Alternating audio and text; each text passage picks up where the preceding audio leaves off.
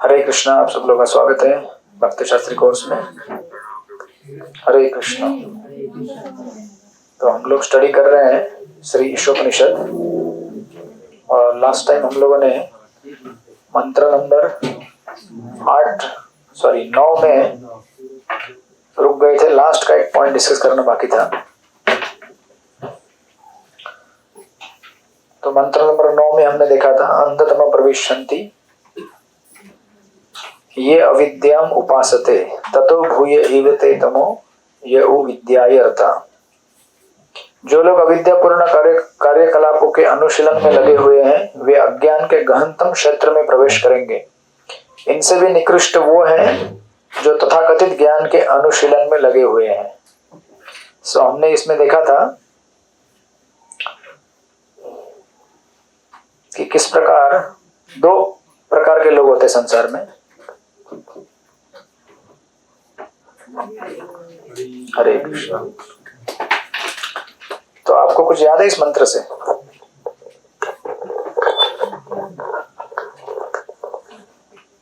हरे कृष्णा। आप लोग पढ़ाई करते कि ना घर पे?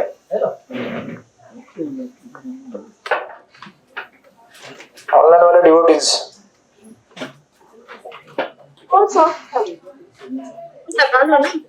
हरे कृष्णा।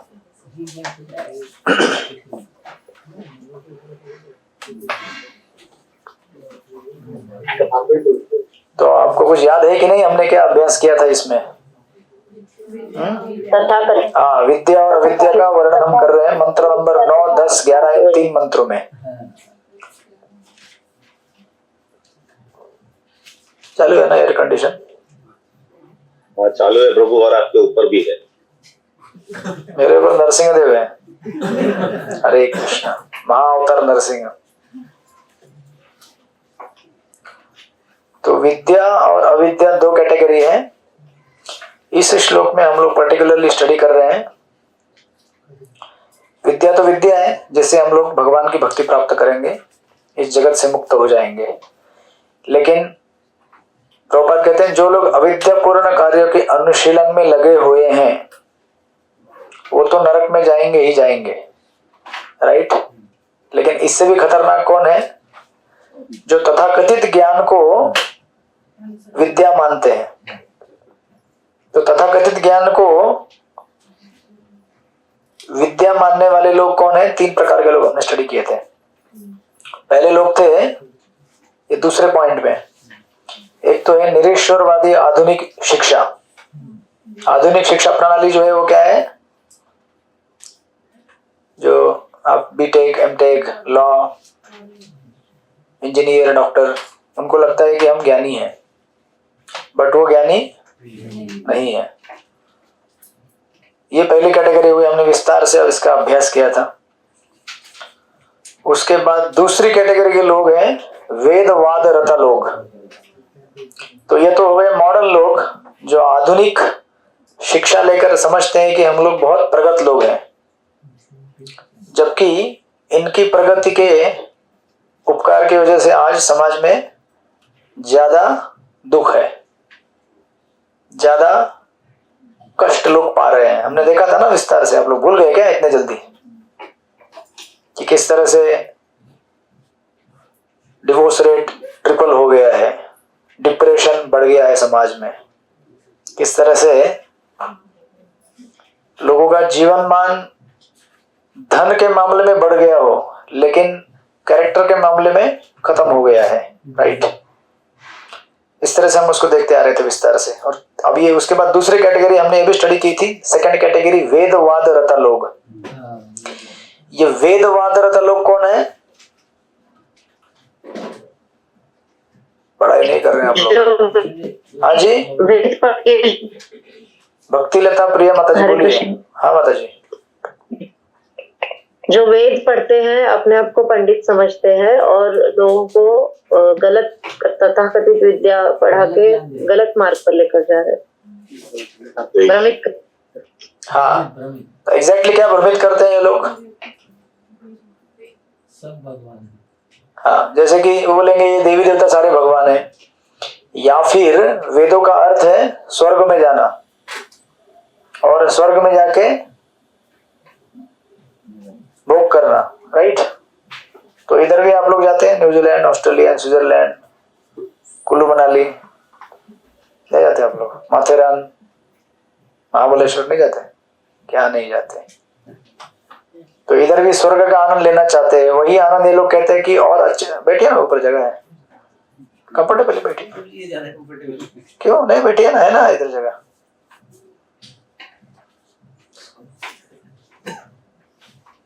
क्या? हाँ, इसको ले लेंगे तो उसमें वो टेबल है बैठ बुक रखने वाला, उसको उधर रख दीजिए, वो चेयर को, और ये इधर रख लीजिए। तो अगर लोग इस तरह से अगर विचार करें कि मैं अगर वेदों का अभ्यास करके स्वर्ग में जाके अधिक अधिक भोग लूंगा, तो ये क्या हो गया? बहुत बड़ा भ्रम है ना। जोर से बोले, डर क्यों रहे आप लोग? अगर भ्रम है तो भ्रम है, अगर कोई चीज सत्य है तो सत्य है। भ्रम है तो बोलिए जोर से, भ्रम है करके। ये क्या है? हाँ, डरिए मत आप लोग, कुछ पैसा वैसा नहीं जाएगा आपका, या कुछ पनिशमेंट नहीं मिलने वाला। इधर बैठिए, इधर जगह, इधर जाइए, इधर सब तीनों जाइए उधर। तो ये हमने स्टडी किया था। तो इसलिए वेदों का अभ्यास करके भी अगर हम ठीक से वेदों के मर्म को अगर ना जाने, तो ये भी हमारे साथ क्या है? सबसे बड़ा धोखा है। ये थे वेदवादरता लोग। उसके बाद तीसरी कैटेगरी है माया अपरत लोग। ये माया अपरत लोग हमारा स्टडी करना बच गया था। तो एग्जैक्टली माया अपरत लोग होते कौन है? प्रभुपाद लिखते हैं, माया अपरत ज्ञान श्रेणी के लोग स्वनिर्मित ईश्वर होते हैं। ऐसे लोग अपने आप को ईश्वर मानते हैं और उनके अनुसार किसी अन्य ईश्वर को पूजने की आवश्यकता नहीं होती। तो बेसिकली ये लोग कौन है? हाँ जी, मायावादी। हाँ, मायावादी लोग। मायावादी सबको मालूम है कौन होते हैं? कौन होते हैं मायावादी लोग? सब में भगवान देखने नहीं, सब में भगवान तो हम भी देखते हैं, सबको भगवान मानने वाले। सब में भगवान है, इसका अर्थ ये नहीं कि वो भगवान बन जाता है। बराबर है क्या? आपके अंदर भी भगवान है, मेरे अंदर भी भगवान बैठे परमात्मा के रूप में। इसका अर्थ ये नहीं कि मैं भगवान हो जाऊं। तो ये जो मायावादी लोग हैं, ये लोग जनता को गुमराह करने का काम करते हैं, ये बोलकर कि अभी आप ईश्वर नहीं है, क्योंकि अभी आप मोह माया में हैं। जब आप मोह माया से मुक्त हो जाएंगे तो आप भी क्या हो जाएंगे? भगवान बन जाएंगे। तो अभी मोह माया से मुक्त होने के लिए जाप करो, साधना करो, भक्ति करो, जो भी करना है, इनकी जो प्रक्रिया होती है। और फिर एक बार आप मुक्त हो गए तो आप भी क्या बन जाएंगे? ईश्वर बन जाएंगे। तो ऐसे लोगों को देखिए, मतलब प्रभुपाद जी क्या कह रहे हैं और ईश्वर परिषद क्या कह रहे हैं, ये सारे लोग अविद्या के कैटेगरी में आते हैं। तो जितने भी संस्थान आप लोग चला रहे हैं अभी समाज में, भारत में जितने भी संस्थाएं हैं जो मायावादी संस्थाएं हैं, आपको मालूम है कौन सी संस्था है? मुझे नाम लेने की जरूरत नहीं है। कोई भी संस्था अगर आपको ये कहती है कि आप ईश्वर बन सकते हो या आप ईश्वर हो, तो वो संस्था क्या है? मायावादी है। बराबर है? पीछे जगह बैठ जाइए, लास्ट रो में, अगर कोई नहीं आ रहा है तो चेयर इधर करके। हाँ, नहीं तो इधर आइए। ये लोग इतना लेट क्यों आते हैं आप लोग? ये लोग लंदन में रहते हैं, लंदन से मुंबई आने तक बहुत देर होता है। मंदिर के सबसे पास में रहने वाले लोग हैं। अगली बार से देरी नहीं चलेगा, अगर देरी होगा तो पनिशमेंट। नया गोविंदा रेस्टोरेंट खुला है उधर, सारे क्लास को प्रसाद खिलाना पड़ेगा। हाँ, अंकित किधर है? हाँ, बैठ जा, डर मत, पापा मम्मी इधर ही है। तो इसलिए इन लोगों को हमें इसलिए बहुत अच्छी तरह से जांचना परखना चाहिए जब हम ऐसे संस्थाओं में जाते हैं। तो ये सब संस्थाएं पहले आपको यही कहेंगे कि भगवान में विश्वास करो, आस्था करो, भगवान की भक्ति करो, पूजा करो, सब कहेंगे। और अंत में आपको कहेंगे आप ही भगवान हैं। जब ऐसे किसी संस्था में गए आप? कभी सुनने में आया आपको ऐसा?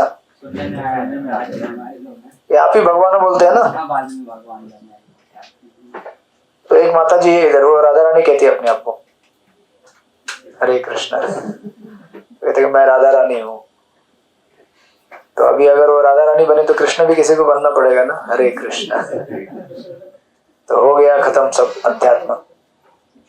तो ये अपने आप को भगवान मान लेते हैं। तो ऐसे लोगों को कहा गया है माया अपहरत। माया अपहरत मतलब, अपहरत मतलब अपहरण करना। माया मतलब माया, माया ने जिसका ज्ञान अपहरित कर लिया है उसे कहते हैं माया अपहरित लोग। माया ने क्या कर लिया है? इनका ज्ञान हरण कर लिया है, इसलिए उसको कहा जाता है माया अपहरित, राइट। इसलिए प्रभुपाद लिखते हैं ऐसे लोग अपनी मूर्खता को न पहचान पाने के कारण कभी यह नहीं सोचते कि भला ईश्वर माया से कैसे बन सकते हैं। बराबर ना? अगर आप ईश्वर है तो फिर आप कैसे माया के अधीन हो जाते हैं? इस संसार में 3 ही तत्व है, ईश्वर, जीव और माया। कितने तत्व है? 3, ईश्वर, जीव और माया। हम लोग क्या है? ईश्वर। हम लोग जीव है भाई। हम लोग क्या है? जीव। जीव यानी कि जैसे शास्त्रीय भाषा में कहा जाता है जंतु। जंतु मतलब कीड़े मकोड़े। हरे कृष्णा। हम लोग की औकात क्या है? इतनी ही औकात है। कितनी? जो रेंगते हुए कीड़े मकोड़े होते हैं उनके जैसे, उससे ज्यादा हमारा औकात नहीं है। तो जीव एक है, ईश्वर दूसरा है, वो भगवान जो सबके ऊपर कंट्रोल करता है। और तीसरी कैटेगरी है माया। इवन ईश्वर माया के ऊपर भी कंट्रोल करता है। माया कौन है? जो ईश्वर और जीव इसके बीच में खड़ी है, और जो जीव ईश्वर के पास जाना चाहता है उसकी अच्छी तरह से टेस्टिंग करती है, वो परीक्षा लेती है कि ये क्वालिफाइड है कि नहीं जाने के लिए। वहां पे पिटाई करती, बोलता है वो। कभी कभी लड्डू खिला के पिटाई करती है, कभी बिना लड्डू खिलाए पिटाई करती है। ऐसा नहीं कि वो ऐसे ही पिटाई करती है। खिलाना पिलाना भी किसके लिए? बकरे का बलि चढ़ाने के लिए। बराबर है। फोन साइलेंट पे रखिए। हरे कृष्णा। तो इस तरह से ये प्रभुपाद यहाँ पे लिखते हैं कि अगर हम लोग ईश्वर होते तो हम लोग माया के अधीन कैसे होते? बताइए। अगर आप ईश्वर हैं तो माया के अधीन कैसे हो जाएंगे? नहीं होंगे ना। लेकिन ये लोग ऐसा बोलते हैं कि अरे हम अभी माया के अधीन है, लेकिन हम लोग अच्छा साधना भक्ति कर लेंगे तो हम ईश्वर बन जाएंगे। ऐसा नहीं होता है। ईश्वर ईश्वर है सदा सर्वकाल के लिए, जीव जीव है सदा सर्वकाल के लिए। इसलिए प्रभुपाद यहाँ पे लिखते हैं ये नहीं सोचते कि भला ईश्वर माया से कैसे बन सकते हैं, क्योंकि माया स्वयं उनकी भ्रामक शक्ति है। यदि ईश्वर कभी माया से बंधे होते तो माया ईश्वर से अधिक शक्तिशाली होती है कि नहीं? तो फिर माया ज्यादा शक्तिशाली हो गया ना ईश्वर से। अंकित तेरे को क्या होगा? बैठ जाना। बैग चाहिए। क्या चाहिए? बैग चाहिए। दे दो।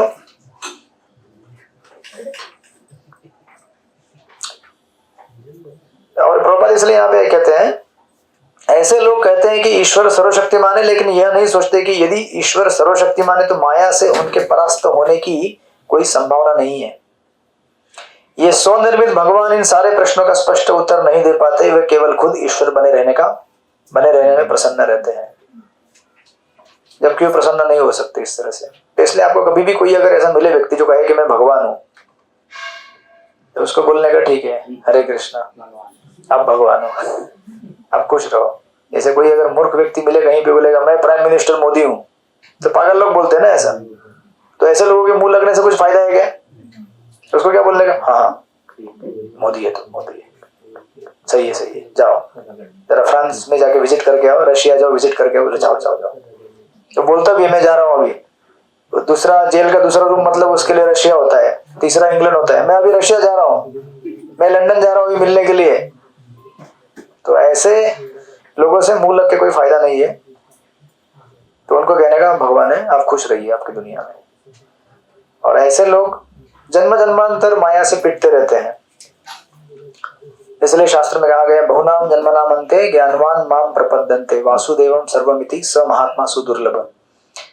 भगवान वासुदेव को सब कुछ मानना और उनकी पूजा आराधना करना, ये बड़े बड़े जन्मों के अवसर के बाद उन्हें मौका मिलता है। कई जन्मों तक इस तरह से तथाकथित ज्ञान का अनुशीलन करते करते करते करते एक दिन कभी अचानक किसी भक्त से मुलाकात हो जाती होता है, ये ऐसा सिचुएशन ऐसा है लाइफ में, तब वो समझ में आता है उसको। तो इस तरह से ये मंत्र नंबर 9 पूरा हो जाता है। तो इस मंत्र में स्पेशली हमने देखा था जो अविद्या है उसका वर्णन हम कर रहे हैं। जो लोग अविद्या में लगे हुए हैं वो तो नारकीय अवस्था को प्राप्त होने वाले हैं, जो ज्ञान में नहीं है। लेकिन ऐसे लोग जो तथाकथित ज्ञान को ज्ञान मानते हैं वो उससे भी डेंजरस है। कोई व्यक्ति बोले कि मैं मूर्ख हूं तो उसको हम समझा सकते हैं, लेकिन कोई बोले मैं मूर्ख नहीं हूं, मैं समझदार हूं, लेकिन मूर्ख है, तो उसको कौन समझा सकता है? उसको कोई समझा नहीं सकता है। तो ये 3 कैटेगरी के लोग हमने देखे। एक तो आधुनिक निरीश्वरवादी लोग, पहली कैटेगरी हो गई, जो अपने आप को ज्ञानी मानते हैं। दूसरी कैटेगरी कौन सी है? वेदवादरता लोग, जो ये समझते हैं कि वैदिक ग्रंथों का अध्ययन करके हम क्या करेंगे, स्वर्ग में जाएंगे और स्वर्ग की प्राप्ति करके स्वर्ग में आनंद भोगेंगे। ये दूसरी कैटेगरी हो गई।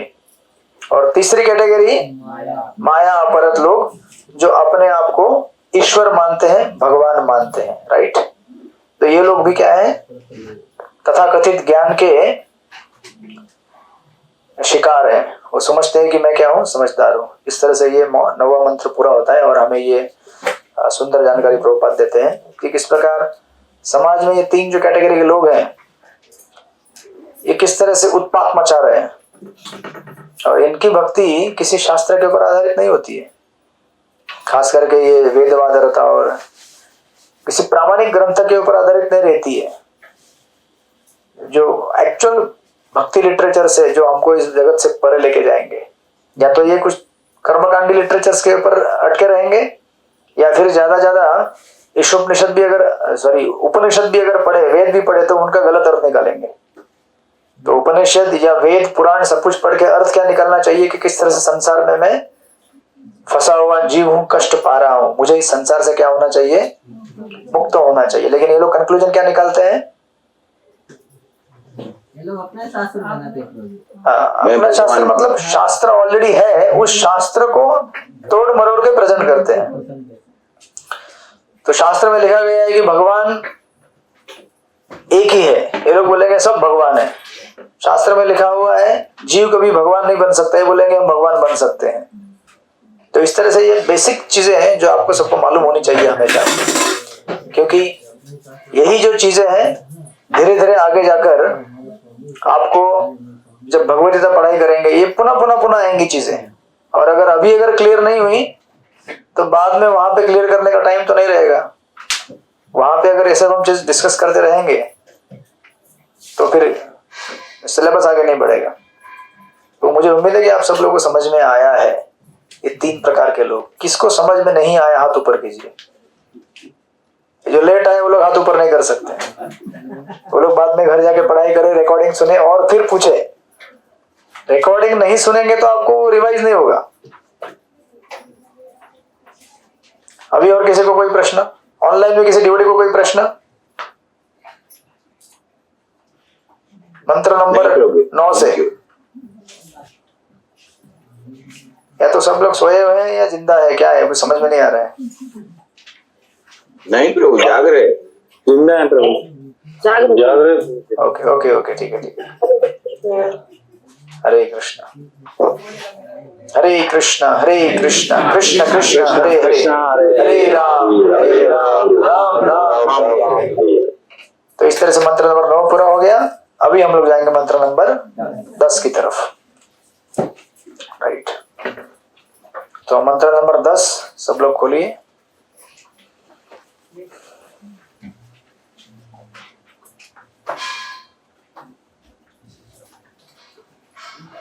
तो इसको हम उच्चारण करते हैं सब मिलकर एक साथ। अन्य देवाहु विद्याया अन्यताहु अविद्यया इति शुश्रुतेराणाम् एतस्तद्विचिक्षिषरे। हाँ, कोई एक व्यक्ति अनुवाद पढ़िए ऑनलाइन वाले। प्रभु जी मैं पढ़ता हूँ। हाँ पढ़िए प्रभु जी। मनुष्यों ने बताया है कि ज्ञान के विकास से एक फल प्राप्त होता है, जबकि अज्ञान के विकास से दूसरा ही मतलब भिन्न फल प्राप्त होता है। हरे कृष्णा, धन्यवाद। हरे कृष्णा। तो मंत्र 10 में भी हम वही थीम कंटिन्यू कर रहे हैं, विद्या अविद्या। मंत्र नंबर 9 में भी हमने विद्या अविद्या का अभ्यास किया था। मंत्र नंबर 10 में भी विद्या अविद्या का अभ्यास है, लेकिन अभी यहाँ पे थोड़ा अलग एंगल से। मंत्र नंबर 9 में हमने देखा था कि विद्या हमें भगवान के धाम की तरफ लेके जाएगी, लेकिन जो लोग अविद्या में लगे हुए इस संसार में, वो लोग नरक में जाएंगे।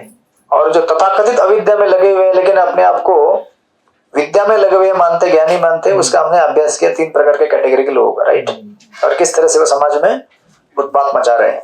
अभी इस मंत्र में हम स्टडी करेंगे कि विद्या का अभ्यास करने से एक फल प्राप्त होता है और अविद्या का विकास करने से दूसरा फल प्राप्त होता है। ये विस्तार से देखेंगे विद्या के फल का क्या, विद्या का अभ्यास करने से क्या मिलेगा और अविद्या का अभ्यास करने से क्या मिलेगा, राइट। तो इसके पॉइंट लिख लीजिए। सबसे पहले पॉइंट, सबसे तात्पर्य का पहला पॉइंट लिख लीजिए, विद्या अथवा असली ज्ञान प्राप्त करने का विधि। विद्या अथवा असली ज्ञान प्राप्त करने का विधि।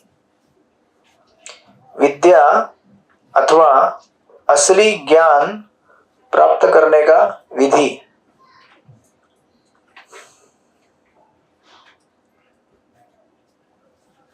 विद्या अथवा असली ज्ञान प्राप्त करने का विधि, ये हो गया पहला। उसके बाद सीधा वो जो 18 पॉइंट खत्म होते हैं, 18 पॉइंट दिए गए हैं, उसके बाद आगे जाइए, एक पैराग्राफ छोड़कर आगे पैराग्राफ में लिखा हुआ है, आधुनिक समाज में एक बालक भी अपने आप को आत्मनिर्भर समझता है। मिला?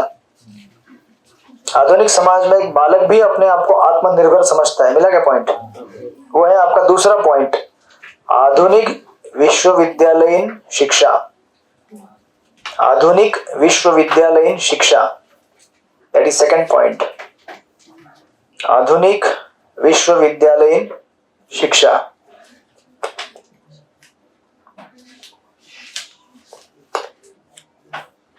आधुनिक विश्वविद्यालयीन शिक्षा। उसके बाद उसके आगे एक पैराग्राफ छोड़कर आगे जाइए, सूर्य असंख्य है और ग्रह मंडल भी असंख्य है। मिला? वहां पे लिख लीजिए, विश्व के अलग अलग देशों की चिंता। ये तीसरा पॉइंट है, विश्व के अलग अलग देशों की चिंता। अलग अलग क्या है प्रभु? देशों की चिंता, विश्व के अलग अलग देशों की चिंता। तो डोर बंद कर दीजिए पीछे।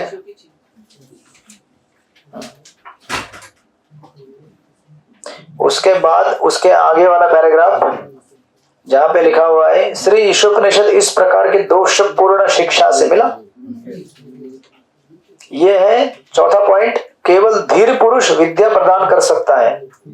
ये चौथा पॉइंट है, केवल धीर पुरुष विद्या प्रदान कर सकता है। केवल धीर पुरुष विद्या प्रदान कर सकता है।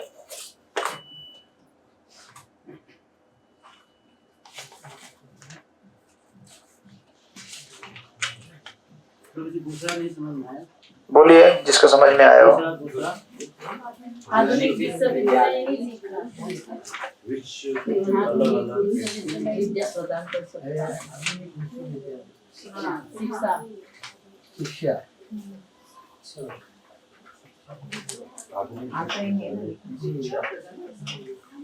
हो गया सबका लिख के?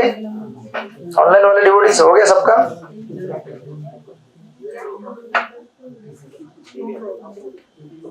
हाँ जी, हो गया प्रभु जी। हाँ ठीक है।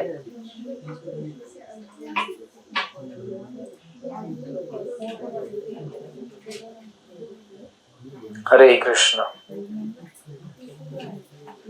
ओके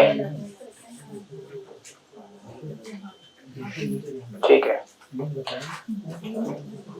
तो अभी अगर आप पहला पॉइंट अगर देखेंगे तो इस मंत्र में हम स्टडी कर रहे हैं, विद्या का विकास से एक फल मिलता है, अविद्या के या अज्ञान के विकास से दूसरा फल मिलता है। अभी इतनी याद बात रखिएगा, पिछले श्लोक में हमने अविद्या का अभ्यास किया था। अविद्या क्या होती है, बराबर है? एक तो स्कूल कॉलेज वाला पढ़ाई मतलब क्या है? अविद्या है। घर पे जाके बच्चों को मत बोलना, उसको बोलना पढ़ाई करना बेटा, लेकिन इस पढ़ाई से तुम्हारा चरित्र नहीं बनेगा, तुम्हें खाली रोटी कपड़ा मकान मिलेगा। लेकिन रोटी कपड़ा मकान से इंसान सुखी नहीं रह सकता जब तक उसे हृदय के अंदर शांति ना हो। तो इसलिए उसको साथ में हरे कृष्णा कृष्ण कृष्ण हरे हरे, हरे राम राम राम हरे हरे चैंटिंग भी कराना जरूरी है। उसको गीता भी पढ़ाना जरूरी है, बराबर है। तो आधुनिक शिक्षा हमने देखी थी। दूसरा हमने देखा था वेदवादरता लोग, तथाकथित वेदों के ज्ञाता। और तीसरे इवन मुक्ति प्राप्त करने के लिए जो लोग लालायित रहते हैं, जो धर्म अर्थ काम और मोक्ष कैटेगरी जो है ना, मुक्तिकामी, जो ब्रह्म ज्योति में जाकर लीन होना चाहते हैं और ईश्वर के तेज कांति में जाकर लीन होकर ईश्वर बनना चाहते हैं, उसको भी अविद्या कहा गया है। मतलब जरा सोचिए, ईशोपनिषद में कितना क्लियर कट बताया गया है कि, और बाहर लोग इसको बोलते कितना भारी ज्ञान है, कितना भारी, संसार से मुक्ति करना मतलब बहुत बड़ा ज्ञान है ना, संसार से मुक्ति प्राप्त करना बहुत बड़ा ज्ञान है। लेकिन उसको अज्ञान कहा गया है। अगर वो आपको अंत में भगवान का भक्त नहीं बनाता, तो अगर वो आपको भगवान बनाने की चेष्टा करता है, तो वो क्या है? सबसे बड़ा अज्ञान है। तो ज्ञान की जो सीमा है, अंत की, ज्ञान की अंतिम सीमा है भगवान के चरण में शरणागति। अगर ये जीवन में ना आए तो सब कुछ अज्ञान में चला जाता है, राइट। और अभी इस मंत्र में कह रहे हैं कि विद्या अथवा, पहला पॉइंट जो है, विद्या अथवा असली ज्ञान प्राप्त करने की विधि क्या है। तो हमें, तो आप बोलेंगे अभी फिर, अच्छा तो विद्या कैसे मिलेगा प्रभु जी, विद्या कहां से मिलेगा? तो विद्या प्राप्त करने के लिए प्रभुपाद ने भगवद गीता के 13वें अध्याय के 8वें श्लोक से लेकर 12वें श्लोक तक के 13 पॉइंट दिए हैं, जिससे हम विद्या प्राप्त कर सकते हैं। सॉरी, 18 पॉइंट दिए हैं। तो इसको कहा जाता है 18 points of knowledge, right.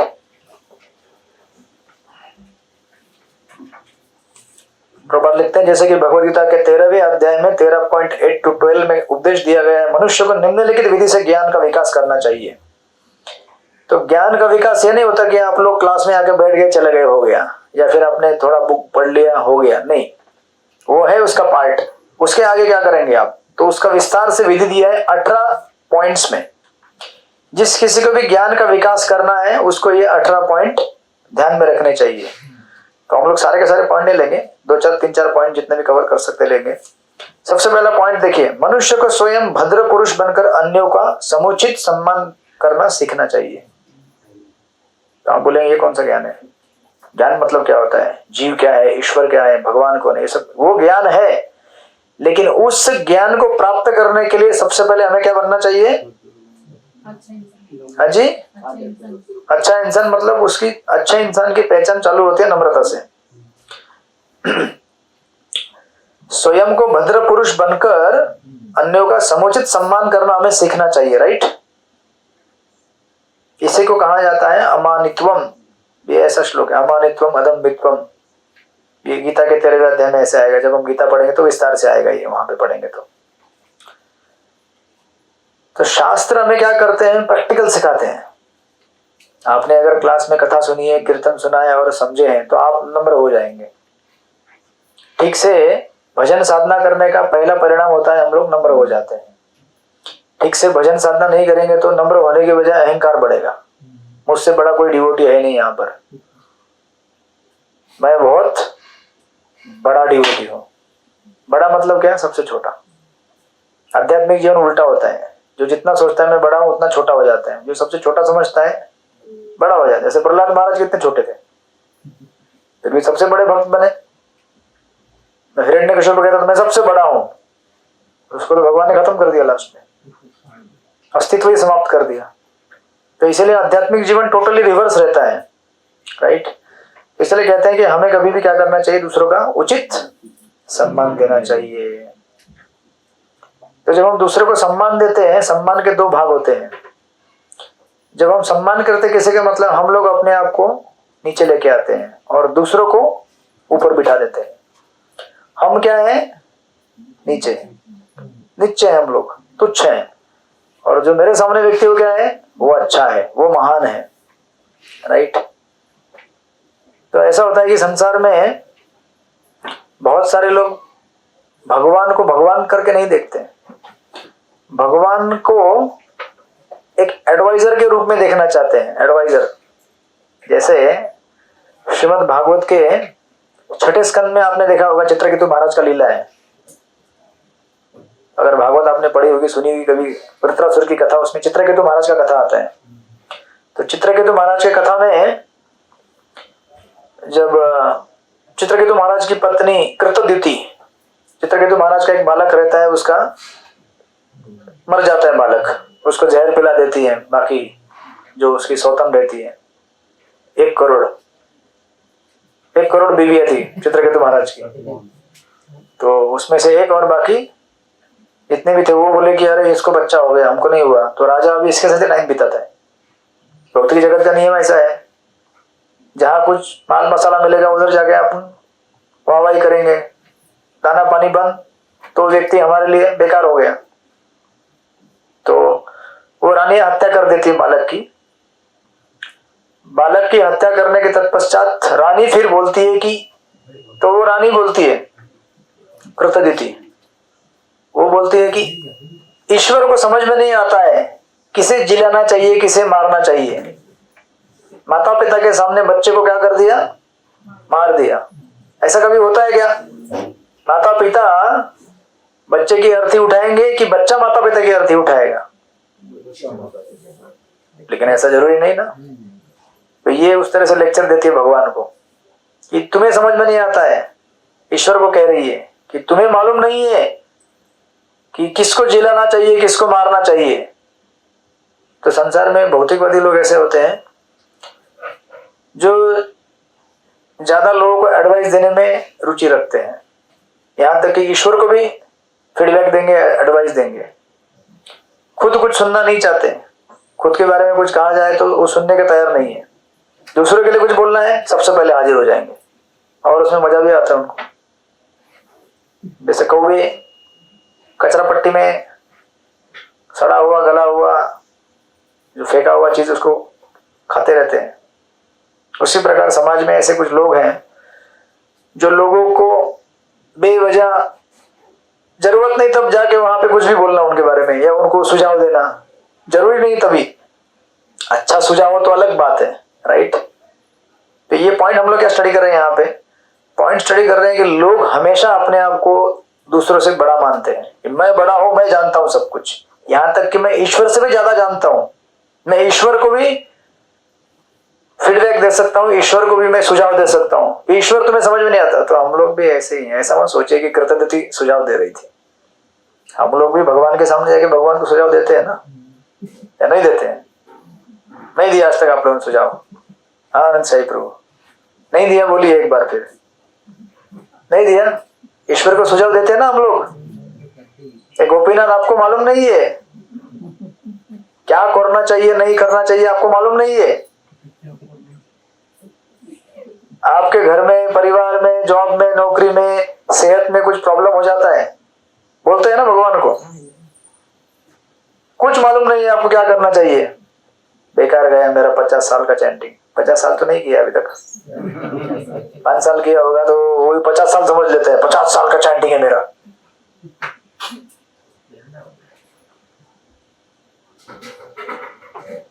Vishnu आज बड़ा प्रसन्न चित्त लग रहे हैं। प्रसाद और नींद दोनों हो गया लगता है, या फिर एसी कम आ रहा लगता है। एसी कम आ रहा है तो कोई सो नहीं पा रहा लगता है।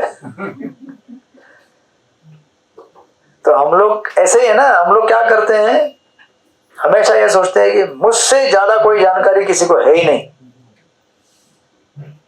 और यहां तक कि भगवान को भी हम लोग सुझाव दे बैठते हैं, और हम लोग कई बार दे चुके हैं। लेकिन हमें समझना चाहिए हमेशा कि ईश्वर हमारे लिए वही करते हैं जो हमें अच्छा बना सकता है। लेकिन हम लोग की अपनी व्याख्या होती है कि अच्छा क्या है, बुरा क्या है। इसलिए अच्छा क्या है, बुरा क्या है, ये जानने के लिए YouTube ना देखें, ये जानने के लिए फेसबुक में मत जाएं, ये जानने के लिए भगवत गीता को पढ़ें, श्रीमद् भागवत को पढ़े। तो ठीक है, अगर श्रीमद् भागवत और भगवत गीता यूट्यूब पे रिले हो रहा है तो वो आप सुन सकते हैं। बट संसार को पूछने जाएंगे अच्छा क्या है, बुरा क्या है, तो आपको वो बता नहीं पाएगा। और फिर हमारी जो व्याख्या है अच्छे और बुरे की, वो गलत व्याख्या है। तो फिर उस गलत व्याख्या के साथ हम लोग जब भगवान के सामने आते हैं तो हम लोग भगवान को भी जज कर बैठेंगे। ये आपको मालूम नहीं है, मैं ये सोच के मुंबई आया था कि मेरा सब कुछ बढ़िया होगा, यहाँ तो उल्टा ही हो रहा है। मुंबई आप लोग आए, बहुत सारे लोग यहाँ पे, किस लिए आए? बोले मजा आएगा बॉम्बे जाकर। हरे कृष्ण। हाँ जी, मजे से ज्यादा साजा है गाँव में। अच्छा देखो अभी बोल रहे गाँव भेज दो, फिर गाँव जाएंगे फिर बोलेंगे इधर भी मजा नहीं आ रहा है। तो आप संसार के किसी भी कोने में जाइए, कहीं मजा नहीं आने वाला है। जब तक हम लोग भगवान का भजन करना नहीं सीखेंगे तब तक हम लोग कहीं भी जाए हमारे जीवन में दुख ही रहेगा।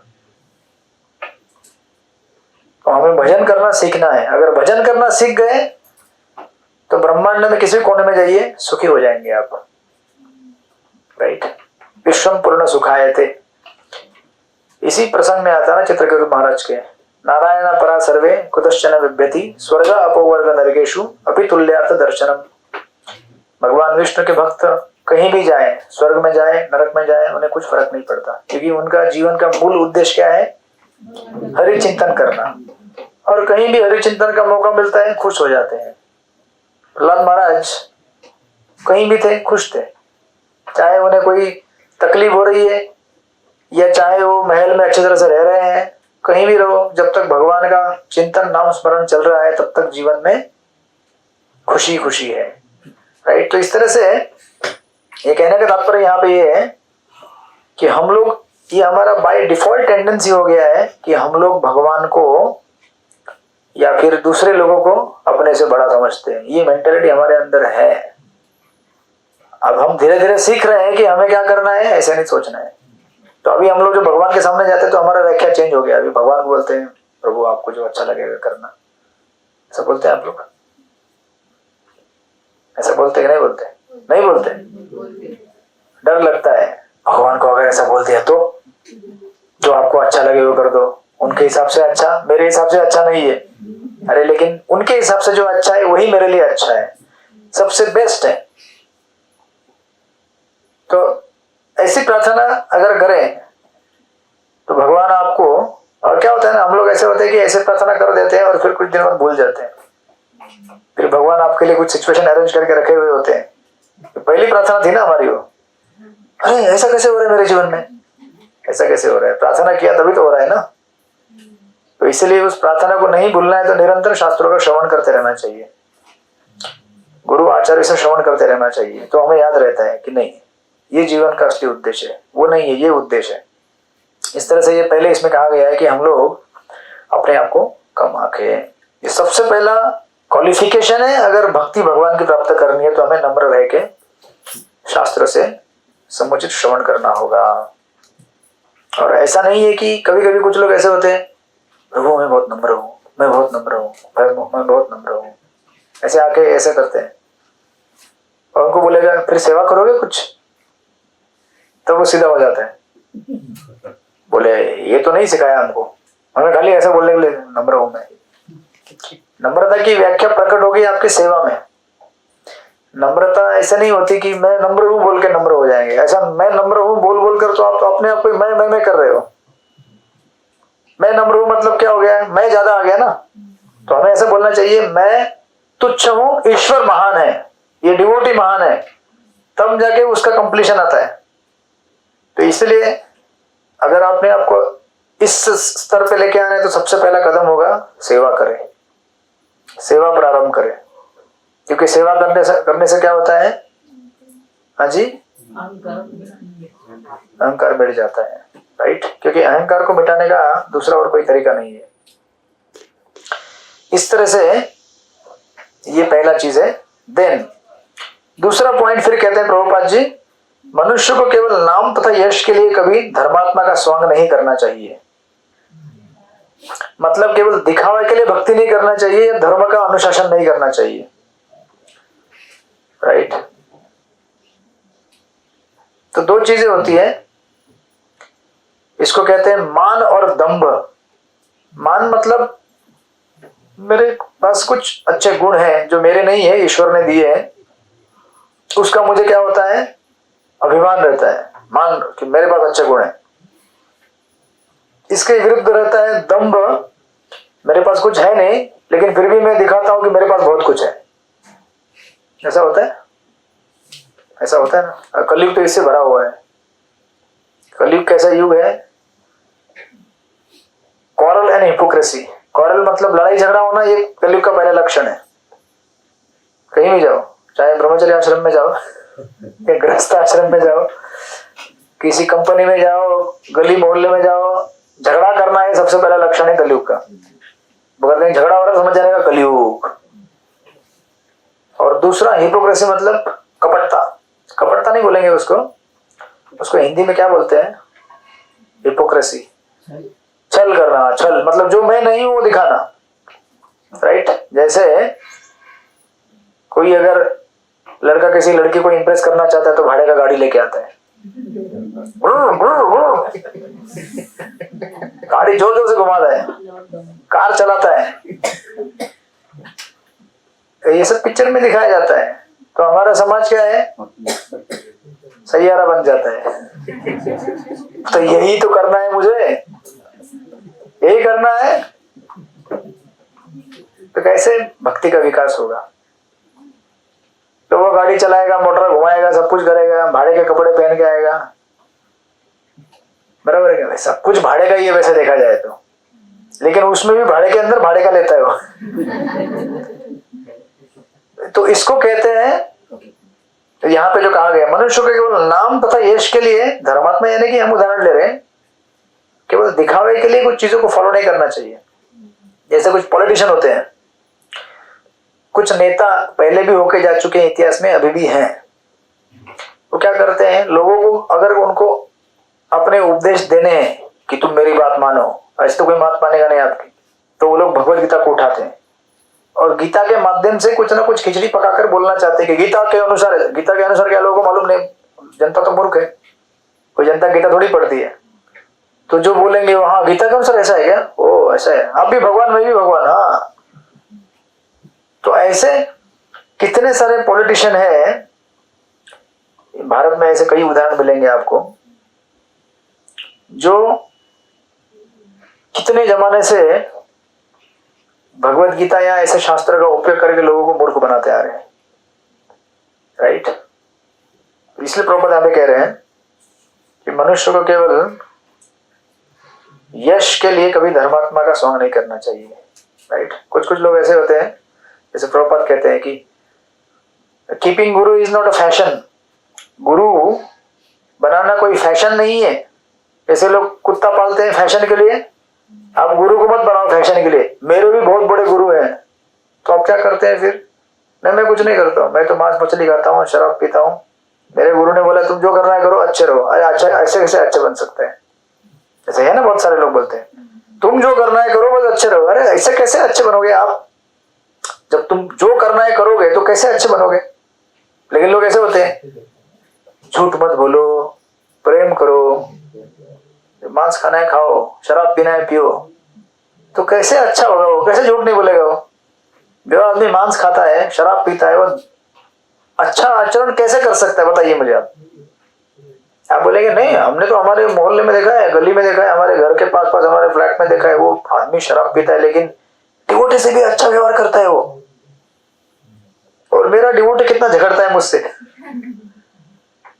ऐसा होता है? कितना चुप क्यों हो गए आप लोग? बोलने से मिलेगा सबको। तो आप बोलेंगे फिर वो मांस खाने वाला आदमी अच्छा है ना, इससे डिवोटी से, डिवोटी झगड़ता है मेरे साथ, तो सही है क्या? तो मैंने देखा है कभी कभी। हाँ बोलिए माता जी। खाने वाले भी लोग बहुत अच्छे रहते हैं, अभी हाँ। तो पूर्व कर्म से होंगे या कैसे पता नहीं। हाँ, आपने बड़ा पॉइंट जोड़ा है वो। अभी तो उसके पुराने जन्म के कर्म है कि उसके हिसाब से वो थोड़ा अच्छा ठीक ठाक लग रहा है, लेकिन अभी जो हरकत कर रहा है इसकी वजह से उसका आने वाला भविष्य इतना मतलब खतरनाक है। आप उसके संग में रहोगे तो आप भी इवेंचुअली आप भी नरक के रास्ते की तरफ चल रहे हो। क्या बोल रहे हैं? पॉइंट क्या उठाया, सवाल क्या पूछा माता जी ने? इसलिए आपको ऑफलाइन आना पड़ेगा। हरे कृष्णा। अरे माता जी ने प्रश्न पूछा कि कुछ लोग शराब पीते हैं लेकिन अच्छे रहते हैं, मांस खाते हैं अच्छे रहते हैं। वो दिखावा हो सकता है। नहीं रियलिटी में हेल्प करते हैं वो बोलते हैं मैं बहुत अच्छा हूं लेकिन मैं जीव की हत्या करके उसका मांस खाता हूं। वो नहीं बोलते कि मैं असुर हूं, मैं राक्षस हूं। हरे कृष्ण। ह्यूमैनिटी होती है। हाँ, तो देखिए ये ह्यूमैनिटी यानी कि ये तथाकथित मानवता, तथाकथित समाजवाद, परोपकारवाद देखा था ना हमने पहले। ये सब क्या है? माया के अलग अलग रूप हैं और समय के साथ ये उड़ जाएंगे। आप ज्यादा देर तक पर्दा लगा के नहीं बैठ सकते हो, आपका जो स्वभाव है बाहर आएगा ही आएगा। तो जो व्यक्ति भगवान के सारे जीव क्या है? हमारे भाई बहन है। तो आप अगर एक जीव को मार के खा रहे हो और दूसरे के साथ मैं बहुत इंसानियत हूं, तुम्हारे से बहुत इंसानियत हूं, तो इंसानियत कैसे हो गई? एक को मार रहे हैं भाई को अपने, और दूसरे को बोल रहे हैं मैं तुम्हारा दोस्त हूं बढ़िया, राइट? और ऐसे लोगों का समय के साथ पर्दाफाश हो जाता है। आप बोलेंगे ऐसा नहीं हो रहा है हमारे इधर, तो कुमुदिनी माता जी बोला ऐसा नहीं हो रहा है, वो अभी भी अच्छा है और तभी भी अच्छा था और रहेगा। नहीं, ऐसा नहीं होगा माता जी। कुछ चीजें समय के साथ उसको बिल्टअप होते जाता है। वो जब उसका समय उचित हो जाएगा उस फल देने का, पाप का, तो उसे दे के रहेगा वो। तो हमें ये नहीं सोचना चाहिए कि कोई व्यक्ति अभी बहुत अच्छा है लेकिन मांसाहारी है, शराबी है, व्यभिचार करता है, ऐसे कैसे अच्छा हो सकता है? वो नॉट पॉसिबल, राइट? तो इस तरह से ये दूसरा क्वालिटी था। उसके बाद तीसरा क्वालिटी दिया है, मनुष्य को अपने शरीर के कार्यों, अपने मन के विचारों या अपने वचनों से कभी दूसरों की परेशानियों का कारण नहीं बनना चाहिए। इसे कहते हैं अहिंसा, राइट? तो अहिंसा का अर्थ क्या होता है कि दूसरों को कष्ट ना पहुंचाना। देखिए आएगा वही पॉइंट आ गया। असली अहिंसक कौन है? ऐसा व्यक्ति नहीं जो केवल मांसाहार नहीं करता, वो व्यक्ति अहिंसक नहीं है। कोई बोलेगा मैं मांसाहार नहीं करता हूं तो मैं अहिंसक नहीं। कोई भी व्यक्ति दूसरों को अपने शब्दों से अगर दुख पहुंचाता है तो वो क्या हो गया? हिंसक हो गया, चाहे कोई भी हो, किसी भी स्तर पे हो, राइट? इसलिए गीता में कहा गया है यस्मान न द्विजते लोको लोकान द्विजते न च हर्षाम हर्षते उद्वेगो मुक्तो मेह सच प्रिय। गीता में व्याख्या दिया भगवान ने कि भक्त कभी भी किसी को उद्वेगित नहीं करता और किसी से उद्वेगित नहीं होता। भक्त कभी भी किसी को परेशान नहीं करता और किसी से परेशान भी नहीं होता है वो। आप बोलेंगे ऐसे कैसे? भाई मैं तो 1000 लोगों से परेशान हूं। नहीं, जो भक्त एक्चुअली बन चुका है वो कभी किसी से परेशान नहीं होता और ना ही किसी को परेशान करता है। और अगर आपको ऐसा लगे भी कि हम लोग तो जाते ट्रेन में बोलते हैं ये बुक ले लो, अगर ये बुक नहीं पढ़ोगे तुम नरक में जाओगे, ऐसा बोल के तुम परेशान करते हो लोगों को, तो परेशान नहीं कर रहे हो। उसका उद्देश्य उसे परेशान करना नहीं है, उसे परेशानी से मुक्त कराना है। आखिर व्यक्ति के क्रियाओं को नहीं देखना चाहिए, उसके इंटेंशन को देखना चाहिए। आपका कुछ भी क्रिया हो लेकिन उसके पीछे उद्देश्य क्या है ये महत्वपूर्ण है। कभी कभी माँ भी अपने बच्चे को मारती है ना, तो माँ का उद्देश्य क्या है? बच्चे को मारना उद्देश्य है क्या? माँ का उद्देश्य क्या है? बच्चे को अच्छा बनाना। तो उद्देश्य क्या है वो देखना जरूरी है। कभी कभी कोई डिवोटी दूसरे डिवोटी को बहुत हेवीली झापता होगा, बहुत डांटता होगा, है कि नहीं अनुशाही प्रभु? इसका उद्देश्य क्या होता है?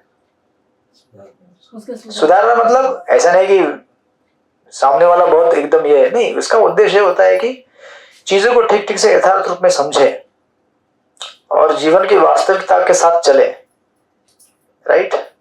ऐसा नहीं होता है कि कोई अगर किसी को बोले तो वो बहुत ज्ञानी है, ऐसा नहीं है। वो भी जो बता रहे शास्त्रों से बता रहे। तो कभी आपको कल अगर कोई डिवोटी डांटे तो आप पहले उसका उद्देश्य क्या है वो देखने की कोशिश कीजिए। उद्देश्य क्या था उसका? अगर उद्देश्य आपको भगवान के करीब लेके जाने का था तो वो आपके हित में काम कर रहे हैं। भले कभी कभी कुछ चीज आपको अच्छी ना लगे या थोड़ा बुरा लगे, लेकिन कुछ समय के साथ आपको मालूम पड़ेगा नहीं वो अच्छा कर रहा था यार, जो उसने किया अच्छा किया मेरे लिए, राइट? समय के साथ हमें पता चलता है। तो इस तरह से इसलिए ये तीसरी इंपॉर्टेंट क्वालिटी है। फिर डायरेक्टली हम लोग जाएंगे 12वीं क्वालिटी में, ये बीच के आप लोग पढ़ लीजिएगा। मनुष्य को, चौथी क्वालिटी है, मनुष्य को अन्य के द्वारा उकसाए जाने पर भी धैर्य बनाए रखना सीखना चाहिए। मनुष्य को अन्य के साथ व्यवहार में छल करने से बचना चाहिए। मनुष्य को ऐसा प्रामाणिक गुरु खोजना चाहिए जो उसे या क्रमशः आध्यात्मिक साक्षात्कार के अवस्था तक ले जा सके। फिर सातवां दिया है, आत्म साक्षात्कार के पद तक पहुंचने के लिए मनुष्य को प्रामाणिक शास्त्रों द्वारा निर्दिष्ट विधि विधानों का पालन करना चाहिए, जैसे हम लोग 16 माला करते हैं, 4 नियम पालन करते हैं। आठवां दिया, मनुष्य को प्रामाणिक शास्त्रों के सिद्धांतों में दृढ़ रहना चाहिए। मनुष्य को आत्म साक्षात्कार में बाधक आदतों को पूर्णतः छोड़ देना चाहिए। अनुकूल से संकल्प, प्रतिकूल से वर्जन। जो अनफेवरेबल है उसे धीरे धीरे त्यागना है, जो फेवरेबल है उसे धीरे धीरे स्वीकार करना है और पूरी तरह अपने जीवन में लाना है। फिर 10 दिया है, मनुष्य को शरीर के पालन के लिए आवश्यकता से अधिक ग्रहण नहीं करना चाहिए, यानी कि कितना 22 घंटा काम करेगा 2 घंटे 2 घंटा क्या करने का?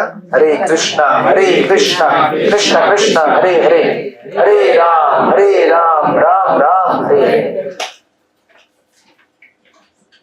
उसके बाद 11 दिया है, मनुष्य को न तो स्थूल देह को अपना स्व मानना चाहिए, न ही शरीर से संबंधित लोगों को अपना मानना चाहिए। हरे कृष्ण। तो आपकी पत्नी, बच्चे, घर परिवार के लोग आपके नहीं है, ये किसके हैं? तो उन लोगों को आपके पास भेजा गया है ताकि आप उनकी सेवा कर सके, और कोई भी उद्देश्य नहीं है। इसके परे अगर आप कुछ ज्यादा चीजें उनसे जोड़ ले तो आपके ही दुख का कारण बनेगा, क्योंकि इधर से तो जाना तो है एक दूसरे को छोड़कर। जिसको छोड़ना है उससे आसक्त होकर क्या फायदा? उसको भगवान से जोड़ो, फिर वो सुखी होगा, आप भी सुखी होंगे।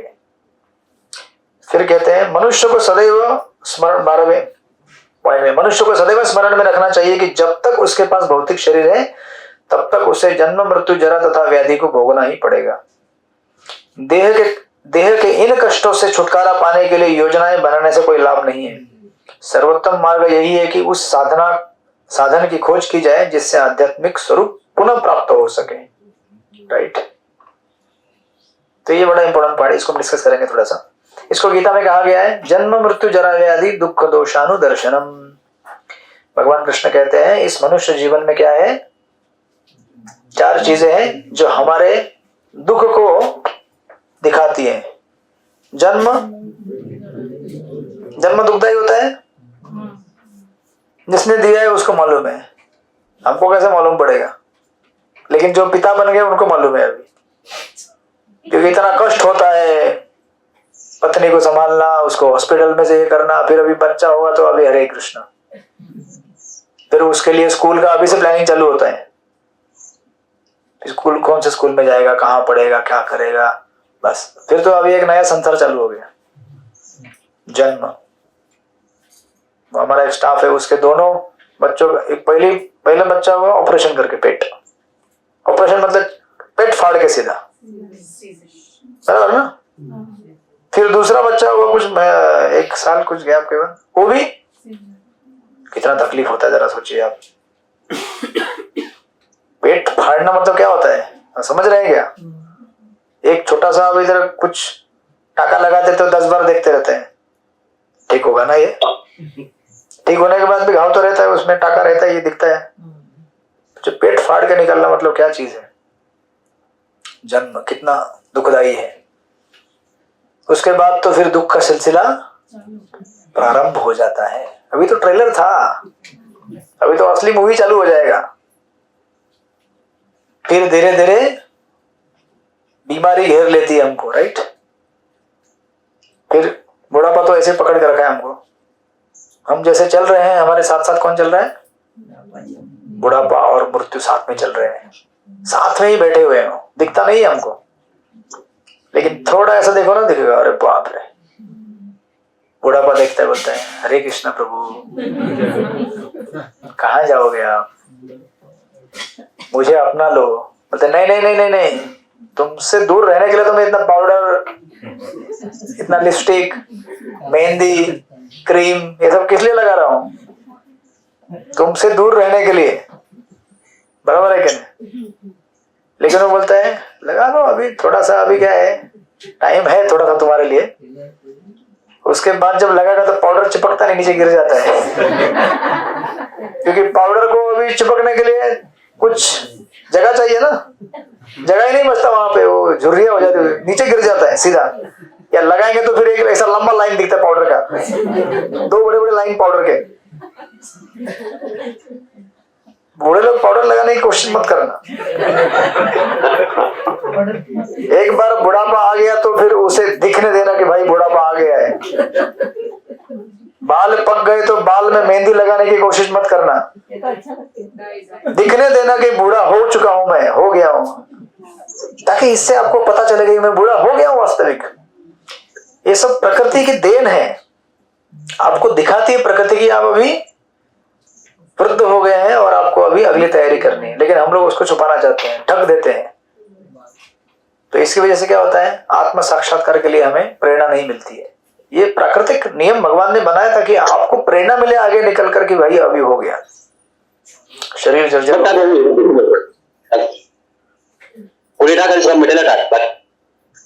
हरे कृष्ण। तो इस तरह से तो जन्म है दुखदाई, जरा दुखदाई है। जरा यानी कि बुढ़ापा।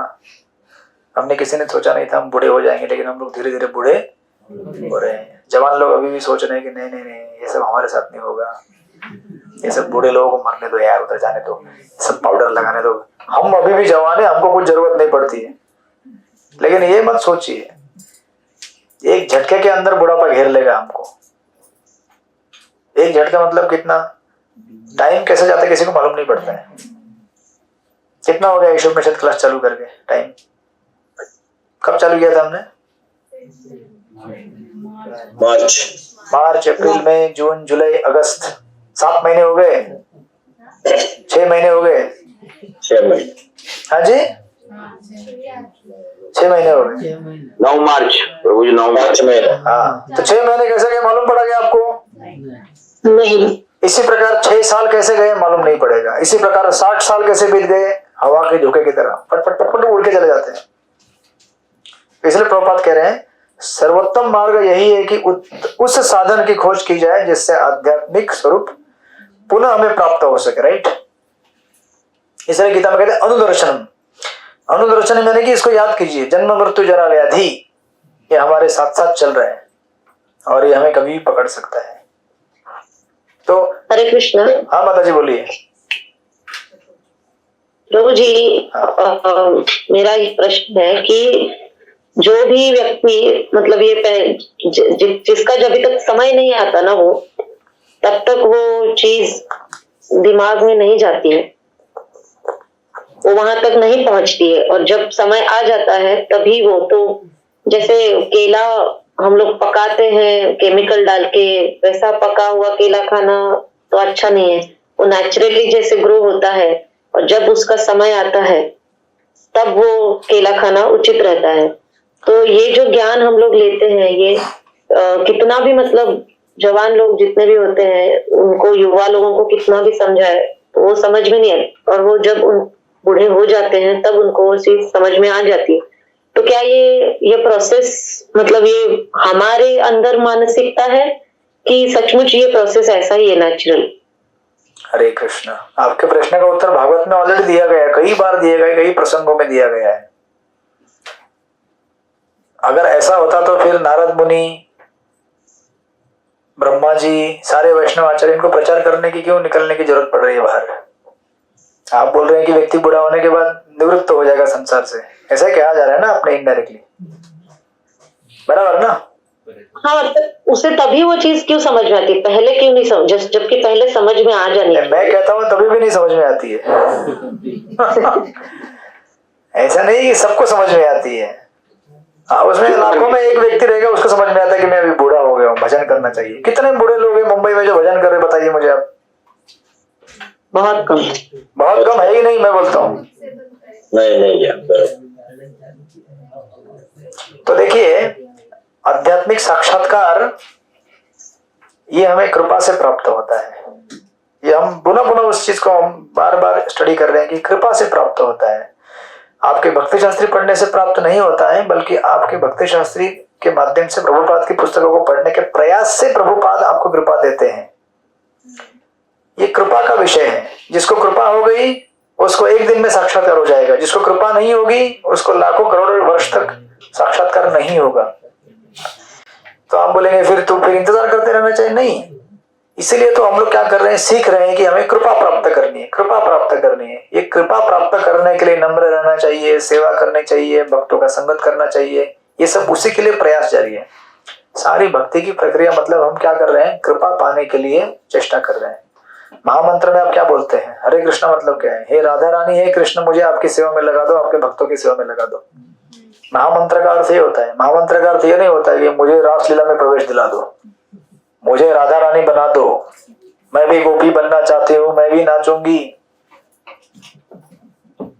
मैं भी प्रेम मंदिर जाके लाइटिंग देख के आऊंगी। तो बहुत सारे लोग वृंदावन जाते हैं, वो क्या लाइटिंग देखने जाते हैं प्रेम मंदिर का। हमारी यात्रा गई थी ना अभी पिछले साल, अरे मेरा प्रेम मंदिर रह गया, प्रेम मंदिर रह गया।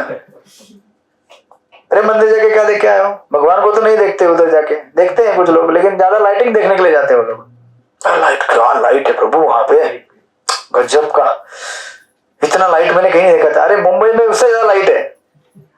मरीन ड्राइव में आ जाओ रात को, क्वींस नेकलेस बोलते हैं, रानी का हार, जो आर्क जो है ना यहाँ पे, वहां से वहां निकला है।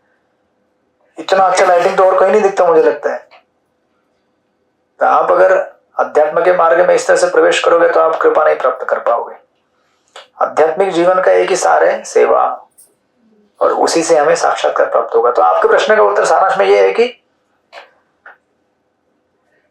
इस तरह से लोग आत्म साक्षात्कार बहुत कम प्राप्त कर पाएंगे, बहुत कम, मतलब ना के बराबर आज के युग में। तो इसलिए वैष्णव आचार्य हम सब प्रचार के लिए क्यों निकलते, ताकि लोगों को समय के साथ समझा सके।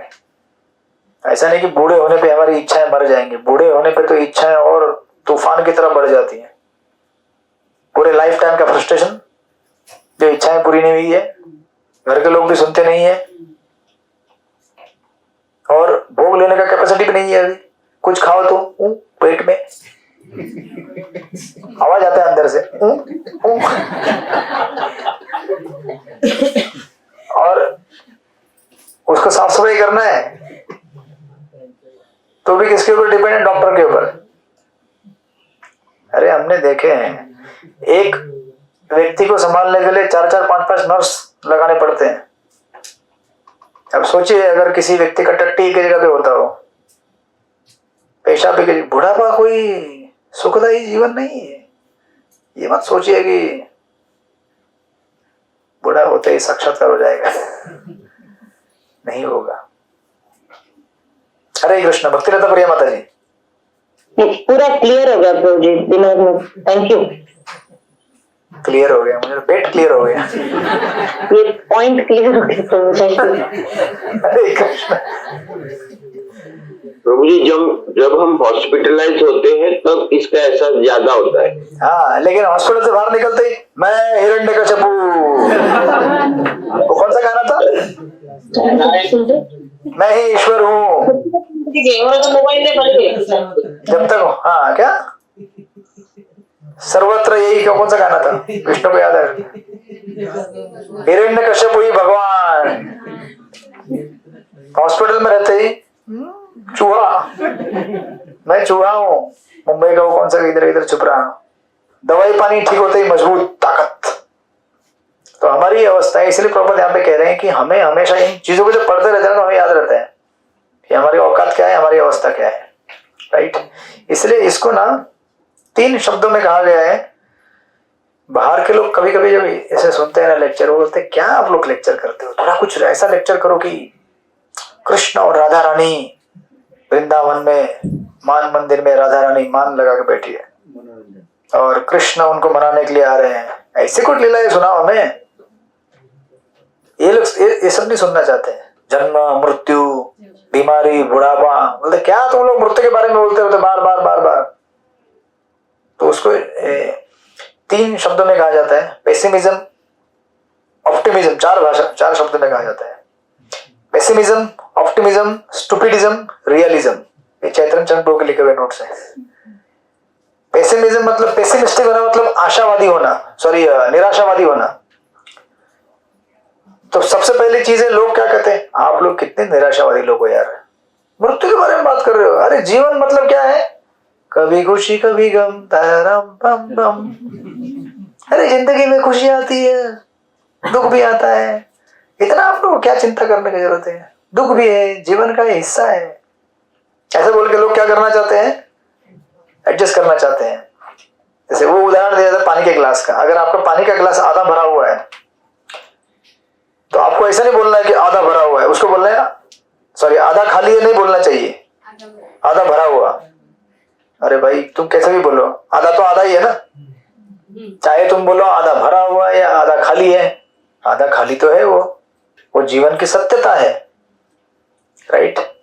तो ये लोग क्या कहना चाहते हैं कि आप इस तरह से मृत्यु के बारे में, ये सब जीवन की निराशावादी बातें के बारे में मत कहो। इतना डिवोर्स रेट है, इतना डिप्रेशन है, इतना लोग आत्महत्या कर रहे हैं, ये सब मत बोलो। संसार में अच्छी भी चीजें है ना। तो कहते हैं कि आपको कैसा होना चाहिए, ऑप्टिमिस्टिक, आशावादी होना चाहिए। तो हमें ऑप्टिमिस्टिक होना चाहिए, आशावादी, लेकिन किसके ऊपर, कृष्ण की कृपा के ऊपर। ये सारी चीजें सत्यता है, कोई टाल सकता है क्या इसको? ये सत्यता है कि नहीं समाज की। हम कितने भी हो, कोई भी हो, कितने भी सुख की बात करें, जीवन में जो दुख हमें आते हैं, जब हमें उनका सामना करना पड़ता है, हम उनको टाल सकते हैं क्या? नहीं ना। तो आपके कहने से कि मैं बहुत खुश हूं, आप खुश नहीं हो सकते ना। आपका अगर पैर टूट गया है तो टूट गया है, ये नहीं बोल सकते नहीं मेरा पैर नहीं टूटा है, मेरा पैर नहीं टूटा है। अरे कैसे नहीं टूटा, टूट गया तो टूट गया है ना। अगर समझो मेरे को पेट में गड़बड़ हो रहा है, जुलाब, हरे कृष्ण, आप ये नहीं बोल सकते मुझे जुलाब नहीं हुआ है। तथाकथित मोटिवेशनल स्पीकर रहते हैं ना, बोलो तुम पॉजिटिव हो, तुम्हें कुछ नहीं हुआ है, तुम पॉजिटिव हो। अरे ऐसा बोलने से क्या होगा, मेरा लिमिट जब खत्म हो जाएगा तो उधर ही हो जाएगा। मैं पॉजिटिव, हरे कृष्णा। तो ऐसा वो ऐसा सिखाते हैं बोलने के लिए। तुम क्या करो, ऐसा बोलते हैं आईने के सामने जाओ और आईने के सामने खड़े रहो, बोलो मैं पॉजिटिव हूं, मैं पॉजिटिव हूं। तो ऐसे बोलने से नहीं होता है ना। जो जीवन में सत्यता है वो सत्यता है, उसको हम टाल नहीं सकते, राइट। तो इसलिए कहते हैं कि इस तरह से तथाकथित ऑप्टिमिस्टिक रहना मतलब मूर्खता है, तथाकथित आशावादी रहना मतलब क्या है, मूर्खता है। संसार में निराशा है तो है ना, लेकिन आशा कहां पे है, कृष्ण के ऊपर है। कृष्ण के ऊपर आशा है, कृष्ण के भक्तों के ऊपर आशा है। इसलिए महाराज कहते हैं एक्चुअली इसको, तो इस तरह से विचार करना मतलब क्या है, स्टुपिडिटी, मूर्खता है। इसलिए इसको कहा जाता है पेसिमिज्म, मतलब निराशावादी। जो कहते हैं ऑप्टिमिस्टिक रहो मतलब आशावादी रहो, लेकिन शास्त्र कहते हैं तुम मूर्ख हो, स्टूपिड हो, इसलिए कहते हैं स्टुपिडिज्म, राइट। जरा सोचिए, आपने जीवन काल में जितना भी जो भी करते हैं, बनाते हैं, उसमें से एक चीज भी आप साथ में नहीं लेके जा सकते। जिसके लिए संघर्ष करते हैं उसमें से एक कण भी नहीं लेके जा सकते आप, तो आप समझदारी की मूर्ख, जरा विचार कीजिए। लेकिन ऐसी चीजों को अगर आप कृष्ण के सेवा में लगाएं तो उसका पुण्य और फल आप साथ में लेके जा सकते हैं। इसको कहते हैं आशावादी। इसलिए कहते हैं कि ना तो हमें निराशावादी होना है, न तथाकथित आशावादी होना है, न मूर्ख बनना है। हमें क्या बनना है, रियलिज्म कहते हैं। हमें सत्य को स्वीकार करना है, राइट। सत्य को स्वीकार करना है, और वो सत्य जब स्वीकार करेंगे तो हमारा ट्रीटमेंट हो सकता है। समझो कभी कभी डॉक्टर किसी पेशेंट को ट्रीटमेंट देते हैं, तो डॉक्टर बोलते हैं ना कि आपको कैंसर हो गया है, तो व्यक्ति सीरियस हो जाता है, ओ माय गॉड, तो मुझे अभी दवाई लेना है, तो सीरियस होकर दवाई लेता है, बरोबर है। अगर उसको नहीं बताया जाए तो क्या करता है, वो मजा करता है, और मजा करके क्या होता है, और बीमार गिरता है। अगर हमको किसी बीमारी से ठीक होना है और किसी को सीरियस लेना है बीमारी को, तो हमें पता चलना पड़ेगा कि मैं बीमार हूं। अगर हमें नहीं पता चले कि मैं बीमार हूं तो हम दवाई कैसे लेंगे आप? तो अभी आज का समाज कैसे है, वो क्या सोचता है, मैं बीमार नहीं हूं, तो किसी को जाके बोलिए आप जफा करेंगे, आप नरसिंह मूवी देखने आएंगे, नहीं मैं सैयारा मूवी देखने जाऊंगा। बीमारी को और बढ़ाने के लिए मैं जाऊंगा, बीमारी ठीक करने के लिए मेरे पास, क्योंकि मैं बीमार हूं ही नहीं। फिर यही लोग कुछ दिन बाद कुछ जीवन में हो जाता है, फिर गाली गलौज करना चालू करते हैं, भगवान ऐसा है, ये लोग ऐसे हैं, दुनिया ऐसे है, मैं मर जाऊंगा, मर जा, खुशी खुशी मर जा। तो इन सब नेगेटिविटी से बचने के लिए हमें सबसे पहले दवाई लेना जरूरी है, राइट। और दवाई लेने के लिए हमें क्या करना पड़ेगा, स्वीकार करना पड़ेगा कि मैं बीमार हूं। इसलिए भव रोग यानी कि जिसको जन्म मृत्यु का चक्र का रोग लगा है, उसके 4 लक्षण क्या है? जन्म, मृत्यु, जरा, व्याधि। ये हमारे बीमारी के लक्षण है। हम में से कोई तो मरना नहीं चाहता है ना, कोई चाहता है क्या मरना? इसलिए आदमी लास्ट तक संघर्ष करता है, मैं नहीं मरना चाहता हूं, नहीं, क्योंकि आत्मा नश्वर नहीं है, आत्मा सनातन काल के लिए जीता है। लेकिन हम लोगों ने अभी ये इसके ऊपर एक कोट ले लिया है, ये कवर है, ये शर्ट ले लिया है, कपड़ा ले लिया है, जो चिरकाल नहीं टिक सकता। ये कपड़ा कैसा है?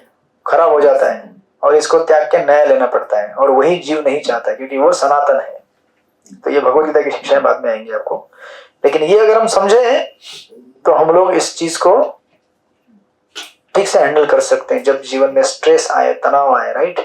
इसीलिए वो क्रिश्चियनिटी में कुछ ऐसे क्रिश्चियन संत रहते हैं, वो लोग क्या करते हैं मालूम है क्या आपको? वो अपने जहां बैठ के वो जाप करते, साधना करते हैं, खोपड़ी रखते हैं सामने। खोपड़ी, खोपड़ी जानते हैं हम लोग? कंकाल। क्यों रखते हैं ऐसा? हरे कृष्ण कृष्ण कृष्ण हरे हरे, हरे राम राम राम राम हरे हरे।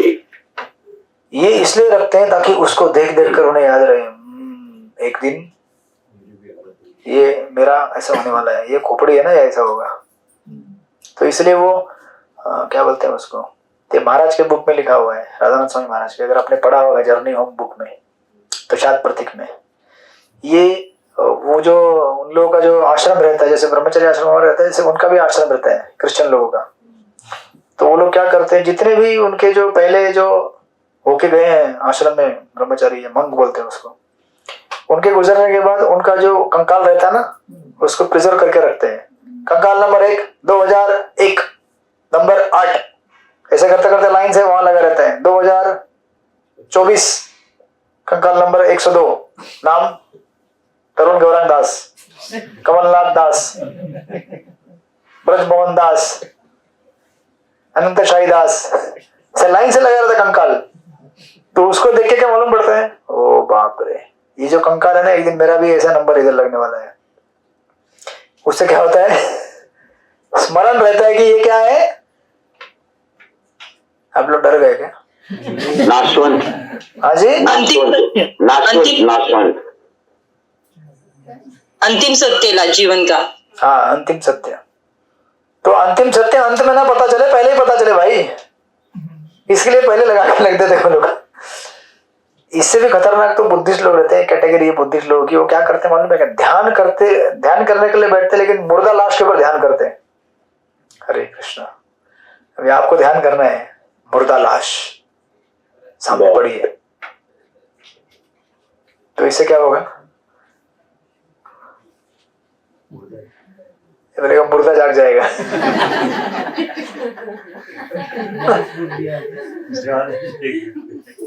मरने वाले प्रभु जी आज होकर। हाँ, देखिए कभी आप जब जाते हैं ना, जैसे कोई गुजर जाता है हमारा करीबी व्यक्ति, क्रिमेटोरियम में जाते हैं ना, क्या बोलते, शमशान में, तो 3-4 दिन के लिए आदमी शांत हो जाता है, देखता है मेरा सगा संबंधी कोई भी रहेगा, किस तरह से लाश को जलाते हैं, देख के उसको 4 दिन तक उसका भूत उतर जाता है। इस संसार का अहंकार, ये वो बोलता है संसार बहुत भयानक है, एक दिन उसी रास्ते पे हमें चलना है जिस रास्ते पे ये लोग चल चुके हैं। लेकिन मोह माया संसार की इतनी भयानक है, 4 दिन बाद फिर अपना टीवी देखना चालू करता है। टीवी में आता है ठंडा ठंडा कूल कूल, घूमोगे कुल्लू मनाली, यहाँ जाओगे आइसक्रीम खाओगे, संसार तो मजा कर रहे हैं, बस हो गया। फिर प्रभु जी, कोई यंग इंसान मर जाता है तो लोग कहते हैं ऐसा कि जिंदगी का कोई भरोसा नहीं है, जिंदगी का कोई भरोसा नहीं, फिर भी भक्ति नहीं करते। उनको ये पता नहीं कि कल हम भी मरने वाले, पर कुछ अच्छा कर तो लेंगे हम भी, हाँ। करते हैं। तो इसके लिए यही चीज हम डिस्कस कर रहे हैं कि इन सब के लिए कृपा लगती है। ये जितने भी तरीके दिए ना यहाँ पे, ये तरीके हैं, लेकिन इन तरीकों से बहुत ही कम लोग भक्त बन सकते हैं। इसलिए मुर्दा लाश के ऊपर या कंकाल के ऊपर ध्यान करने के बजाय कृष्ण के नाम के ऊपर ध्यान कीजिए, कृष्ण के भक्तों की सेवा कीजिए। फिर अंदर से आवाज आता है कि हाँ सब कुछ क्या है? असत्य है। सत्य केवल एक है और वही भगवान का नाम और वैष्णव की सेवा। इसलिए वो ब्रह्मा जी, वो हरे नाम अष्टकम में कहा जाता है, आब्रह्म पर्यस्तम सर्व मायामयम जगत। ब्रह्मा जी के पद से लेकर एक घास के तिनके के पद तक संसार में सब कुछ क्या है? मायामय है। मायामय का अर्थ ये नहीं कि झूठ है। हमारी उम्मीद की इनमें से कोई भी एक स्तर हमें आनंद प्रदान कर सकता है, ये विचार झूठा है। ये विचार क्या है? भ्रम है। कोई भी पद हमें सुखी नहीं बना सकता है। ब्रह्मा जी के पद से लेकर घास का एक तिनका, इसमें सब आ गए। इसमें कोई कंपनी का बड़ा मालिक आ गया, कोई घर का बहुत बड़ा नेता आ गया, कोई बच्चे आ गए, पत्नी आ गए, फैक्ट्री का मालिक, घर का मालिक, कांग्रेगेशन लीडर, प्रचारक, कीर्तनकार, सब आ गए इसमें। कोई भी पद हमें सुखी नहीं कर सकता जब तक उस पद को हम कृष्ण की सेवा में ना लगाएं। ये जो व्यक्ति समझ गया वो भगवान का भक्त बनने के लिए तैयार होता है। बोलते नहीं, हमें भक्ति करनी है हमको। ठीक है, मेरे पास बहुत सारा पैसा है कृष्ण की सेवा में। अच्छा, मेरे पास बहुत बाहुबल है भक्तों की सेवा में। अच्छा, मेरे पास कुछ गाने की कला है, भगवान के गुणगान में लगा देंगे। अच्छा, मेरे पास कुछ बोलने का कला है, भगवान की कथा करने में लगा देंगे। अच्छा, मेरे को कुकिंग आता है, अच्छा कृष्ण के लिए कुकिंग करेंगे। अच्छा, मुझे कुछ मैनेजमेंट करना आता है, भक्तों के लिए यात्रा का प्रबंधन करेंगे। जो आता है कृष्ण की सेवा में लगा दो, तब जाके उससे आपको शांति मिलेगी। अदरवाइज ये चीजें क्या करेंगे? आपको जलाती रहेंगी। बराबर है क्या नहीं? शंख बज रहा है। हरे कृष्णा। 4:30 और 15-20 मिनट हमारे पास। तो इस तरह से हम या तो कृष्ण के ऊपर ध्यान कर सकते, ये एक तरीका है। ये एक्चुअली ज्ञानियों का तरीका रहता है, कंकाल के ऊपर ध्यान करना। अब तो मंदिर में कंकाल लगा देंगे, लोग आएंगे नहीं मंदिर में, डर जाएंगे। तो हर कोई कंकाल के ऊपर ध्यान नहीं कर सकते हैं। मुर्दा लाश के ऊपर ध्यान करो, सबके लिए संभव नहीं है। इसलिए हम कहते हैं कृष्ण के ऊपर ध्यान करो। ये पॉजिटिव प्रोसेस है, वो नेगेटिव प्रोसेस है, राइट? तो इसलिए मृत्यु को याद रखना जरूरी है। और देखिए, इस तरह से आपको डरा के भक्ति नहीं कराया जा सकता है। अगर आप सोचेंगे मैं मरने वाला हूं, मुझे भक्ति करनी, ऐसे भक्ति नहीं कर पाओगे आप। आप ये सोचो कि कृष्ण कितने सुंदर है और कृष्ण कितने महान है, और उनके ऊपर ऐसे ध्यान करोगे तो अपने आप सारा साक्षात्कार हो जाएगा। संसार नश्वरमय है, कृष्ण और भगवान के भक्तों की सेवा वही एक अंतिम सत्य है, आपको धीरे धीरे मालूम पड़ेगा, राइट? तो इसलिए हमें अगर ट्रीटमेंट लेना है तो ये चीज ध्यान रखना जरूरी है। 12वें मंत्र में, 12वें पॉइंट में जो कहा गया है कि हम लोग जन्म, मृत्यु, जरा और व्याधि, इन चीजों के बीच में फंसे हुए हैं। अगर हम सत्य को स्वीकार करें तब दवाई लेने के लिए तैयार होंगे। अभी हमारे पास 2 ऑप्शन है, इसको कहते हैं, जैसे ना कभी कोई अगर कैंसर पेशेंट है, उसको कैंसर अगर हो गया है तो कैंसर अपने आप में भयानक दर्दनाक है, बराबर है? मृत्यु तो आने वाली है, उसको पता है। लेकिन उसको अगर कहा जाए कि अच्छा एक काम करो, तुम ट्रीटमेंट लो, तो रहता ना केमोथेरेपी, रेडियोथेरेपी, वो तो इससे भयानक होता है, तकलीफ होती है, बहुत दर्द होता है। लेकिन अगर वो स्वीकार करेगी वो भी दर्द है, ये भी दर्द है, मुझे कौन सा दर्द ले, चलो ये दर्द लेता हूं मैं, तो जी सकता है, वो जीवित बच सकता है, बराबर है कि नहीं? तो भक्ति कैसी होती है हमारी भक्ति भी ऐसी होती है। साधना करना कैसा है? Chemotherapy, radiotherapy. भगवान का भजन करना कैसा है?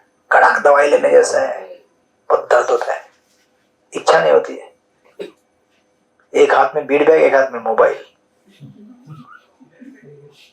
को रखना मतलब नहीं, बहुत दर्द होता है। जब करना है कड़वा लगता है, लेकिन दवाई है ना, दवाई लोगे तो क्या होगा? जिस प्रकार कैंसर पेशेंट को अगर बचना है मृत्यु से तो उसको तैयार रहना पड़ेगा। नहीं, मुझे अभी केमोथेरेपी जानते कैसे होता है? पूरे बाल बिल निकल जाते हैं। बाल जानते क्या होता है? जिनके है उनको ही मालूम है। बहुत दर्दनाक होता है, बहुत दर्दनाक होता है। अरे जिन बालों को आप संवारते हैं ऐसे वैसे पूरे बाल निकल जाते हैं केमोथेरेपी में। मैंने देखे कितने सारे लोग। हमारे अभी कुछ उस दिन प्रोग्राम में एक माता जी आई थी, उधर एक स्टेट बैंक में मैं इधर जाता था, एक माता जी थी, मैंने एक दिन देखा अचानक पूरा ये लगा के आई है, इतने घने घने बाल गायब। कैसा लगता है मालूम है? हाँ, अच्छा वो माता जी सीताफळची मुलगी अच्छा अच्छा, अब दूसरी बता रहे हैं, मैं इधर SBI का बता रहा हूँ। तिचं पण झालं होतं ना 5 वर्षाचं। बड़ा दर्दनाक होता है, पूरे बाल गायब, जिसको मतलब टकला, हमको तो आदत है ऐसे घूमने का, लेकिन जिसका बाल है सुनहरे गहरे, वो बाल तो उड़ाते चलते हैं, वो अचानक गायब हो गए तो कैसा लगता है। और केमिकल का ट्रीटमेंट का अंदर से शरीर को दर्द ना, आसान नहीं होता वो, डॉक्टर लोगों को मालूम रहेगा। यहाँ पे भयंकर पीड़ा होती है, मानसिक शारीरिक, समाज से अवहेलना और मृत्यु का सामने डर। बोलिए माता जी। कीमोथेरेपी करके प्यास बहुत लगती है, मेरे काट को हुआ था ना, हाँ, वो मुझे फोन करके बोलती थी नर्स मुझे पानी नहीं दे रही। देखो नर्स को मैं बोलती थी उसको पानी दो, तो बोलती थेरेपी चालू है ना, पानी नहीं दे सकती। तो कितनी पीड़ाएं होती है, लेकिन अगर उसे ठीक होने तो क्या करना पड़ेगा, सबसे पहले उसको स्वीकार करना पड़ेगा, मुझे अभी टफ रहना है। जितना टफ रहेगा पेशेंट उतना जल्दी ठीक हो सकता है, जितना लूज रहेगा हाँ क्या करे, छोड़ो यार, ऐसा दवाई वही लेके क्या करना है, मरना ही, मर जाते हैं, तो ठीक कैसे होगा वो। इसलिए सबसे पहला चीज क्या है, पेशेंट को क्या होना चाहिए, कड़क, कठोर हृदय वाला। कठोर हृदय इन ऐसा नहीं कि मतलब भावना शून्य, मतलब दवाई लेना है तो लेना है। इसलिए उसको कहते हैं, इंग्लिश में कहते हैं डोंट गो जेंटल। जैसे युद्ध में अगर आप गए हैं, युद्ध भूमि में आपको सतर्क करना पड़ता है ना, कहां से कौन सी गोली आएगी मालूम नहीं आपको। तो भक्ति की साधना में हमें क्या करना होता है, कड़क रहना होता है। सुबह उठना है, 4 बजे उठना है, जपा करना है, जपा करना है, 16 माला करनी है, मतलब करनी ही है, मर जाऊंगा लेकिन माला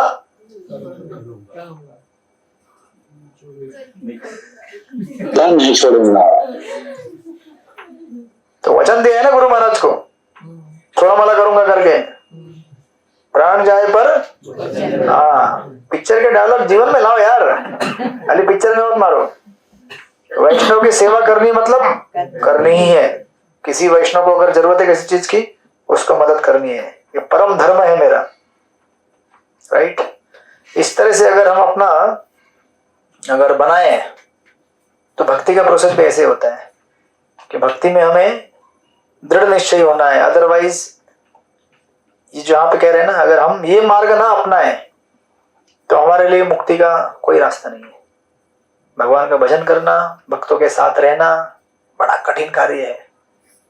स्पेशली अगर हमारा अहंकार शांत नहीं हुआ है तो और कठिन है, क्योंकि यहाँ पे हर किसी का अपना अपना अलग अलग विचार है, अलग अलग दुनिया से लोग आए हैं। थोड़ी यहाँ पे सब लोग जगह, कोई महाराष्ट्र है, कोई तमिल है, कोई बंगाल वाला है, कोई नॉर्थ वाला है, हर एक का खान पान अलग, विचार अलग, घर का है ना रचना अलग। बंगाली लोगों के घर में अलग रहता है, महाराष्ट्र घर में अलग रहता है, कर्नाटक के साउथ के घर में जाओ तो उधर बजते रहता है वो विष्णु सहस्त्र नाम, साउथ के टोन में। अलग अलग संस्कार, अलग अलग कल्चर, और सबको साथ में रह के भक्ति करना है, कठिन है कि नहीं। लेकिन यही तो दवाई है, ये अगर करोगे तो टिक पाओगे, नहीं तो नहीं टिक पाओगे, राइट। तो इसलिए कहते हैं कि हमें दोनों में से एक चीज सिलेक्ट करनी होती है, या तो फिर कैंसर का ट्रीटमेंट मत लो मर जाओ, या तो ट्रीटमेंट लेने के लिए तैयार रहो जो कड़क है, तकलीफ देगा, लेकिन वो हमें ठीक कर सकता है, राइट। इसलिए प्रभुपाद उसको कहते हैं कि हमें ये सर्वोत्तम मार्ग यही है कि इस साधन की खोज की जाए जिससे आध्यात्मिक स्वरूप पुनः प्राप्त हो सके। इसलिए राणा स्वामी महाराज कहते हैं एक जगह पे, कहते हैं कि मन को और इंद्रियों को नियंत्रित करना बड़ा कठिन है, कठिन है कि नहीं, लेकिन कहते हैं उनको नियंत्रित किए बिना रहना उससे अधिक कठिन है। इंद्रियों को नियंत्रित करना कठिन है कि नहीं, मन को नियंत्रित करना, लेकिन उनको नियंत्रित किए बगैर रहना इससे भी कई कई लाखों करोड़ों गुना ज्यादा तकलीफ दे है। इसलिए अच्छा है कि इंद्रियों को नियंत्रित करने की कोशिश करें, वो शांति देगा जीवन में, राइट। तो इसलिए कहते हैं कि एक्चुअली 2 लोग हैं संसार में, एक है भौतिकवादी, एक है आध्यात्मिक, बराबर है। भौतिकवादी व्यक्ति क्या करते हैं, अपनी इच्छाओं को पूरा करना चाहते हैं, और भक्त क्या करना चाहते हैं, अपनी इच्छाओं को त्यागना चाहता है। भौतिक इच्छाओं को हम त्यागना चाहते हैं ना, इच्छा होती है कि जाके चाय पिए, हरे कृष्ण, लिप्टॉन, टाटा टी कितना पिया है? 1000 लीटर तो पिया होगा कम से कम। ज्यादा पिया होगा। लेकिन अभी क्या है? हरे कृष्ण नहीं पीना है, अभी हर्बल टी पीना है। तो हम लोगों ने जितनी भी चीजें भौतिकवादी व्यक्ति करते हैं उसको हमें त्यागना है। तो आप मुझे बताइए, इच्छाओं को पूरा करना आसान है या त्यागना आसान है?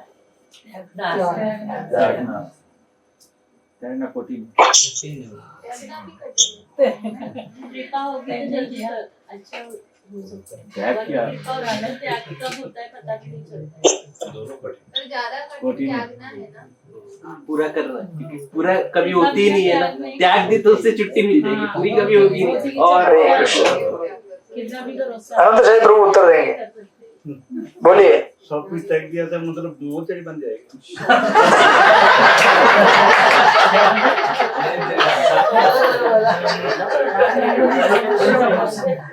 तो हमारे आनंद शाही प्रभु बोलने की सब कुछ त्याग दिया तो ब्रह्मचारी बन जाएगा।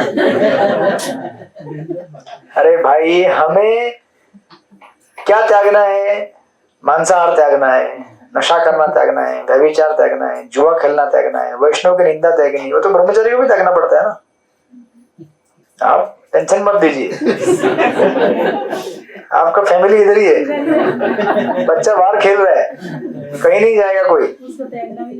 हाँ, त्यागना भी नहीं है उसको सेवा करना है। वैष्णव के घर में आया है सीधा वैकुंठ लोक से। तो जैसे प्रभु जी ने कहा, त्यागना आसान है, इच्छाओं को पूरा करना कठिन, क्योंकि इच्छाएं कभी पूरी नहीं होती। अच्छा बताइए, आपने जीवन में ऐसी कितनी इच्छा होंगी ये पूरी हो गई है? अच्छा था हो जाएगा, शांत है। तो और क्या लगता है? नहीं, और थोड़ा होना चाहिए इच्छा पूरा। किसी का अगर एक 1 BHK घर रहेगा वो तो 2 BHK होना चाहिए। अच्छा, 2 BHK होने के बाद संतुष्टि होगी क्या? नहीं होगी।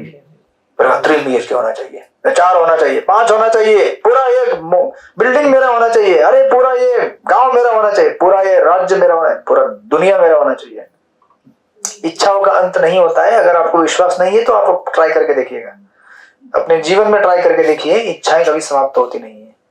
इसलिए महाराज जी कहते हैं कि देखो, इच्छाओं को त्यागना कठिन लगता है, कठिन है भी, लेकिन इच्छाओं को पूरी करने के बजाय त्यागना उस तुलना में आसान है।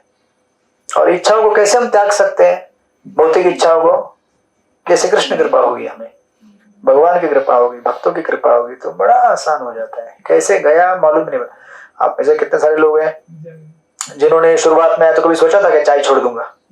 किसने सोचा था चाय छोड़ दूंगा करके? कुछ लोगों को ऐसे आदत है कि चाय नहीं पीते तो सर दुखता है, और उन लोगों ने भी कृष्ण कृपा हुई तो छोड़ दी, और अभी सर भी नहीं दुखता है। नहीं दुखता है। मेरी सास को ये प्रॉब्लम होता था, पर अभी छोड़ दिया, उनको तकलीफ नहीं होती है। देखो, कितने लोगों ने सोचा था कि हम लोग मांसाहार छोड़ देंगे? बताइए आप मुझे। कट्टर मांसाहारी थे ना, मैं भी कट्टर मांसाहारी था। मैं एक दिन ऐसे क्लास में आया था, JOSD कोर्स, वो सामने वाले बेस्ट क्लास में हो रहा था 2008 में।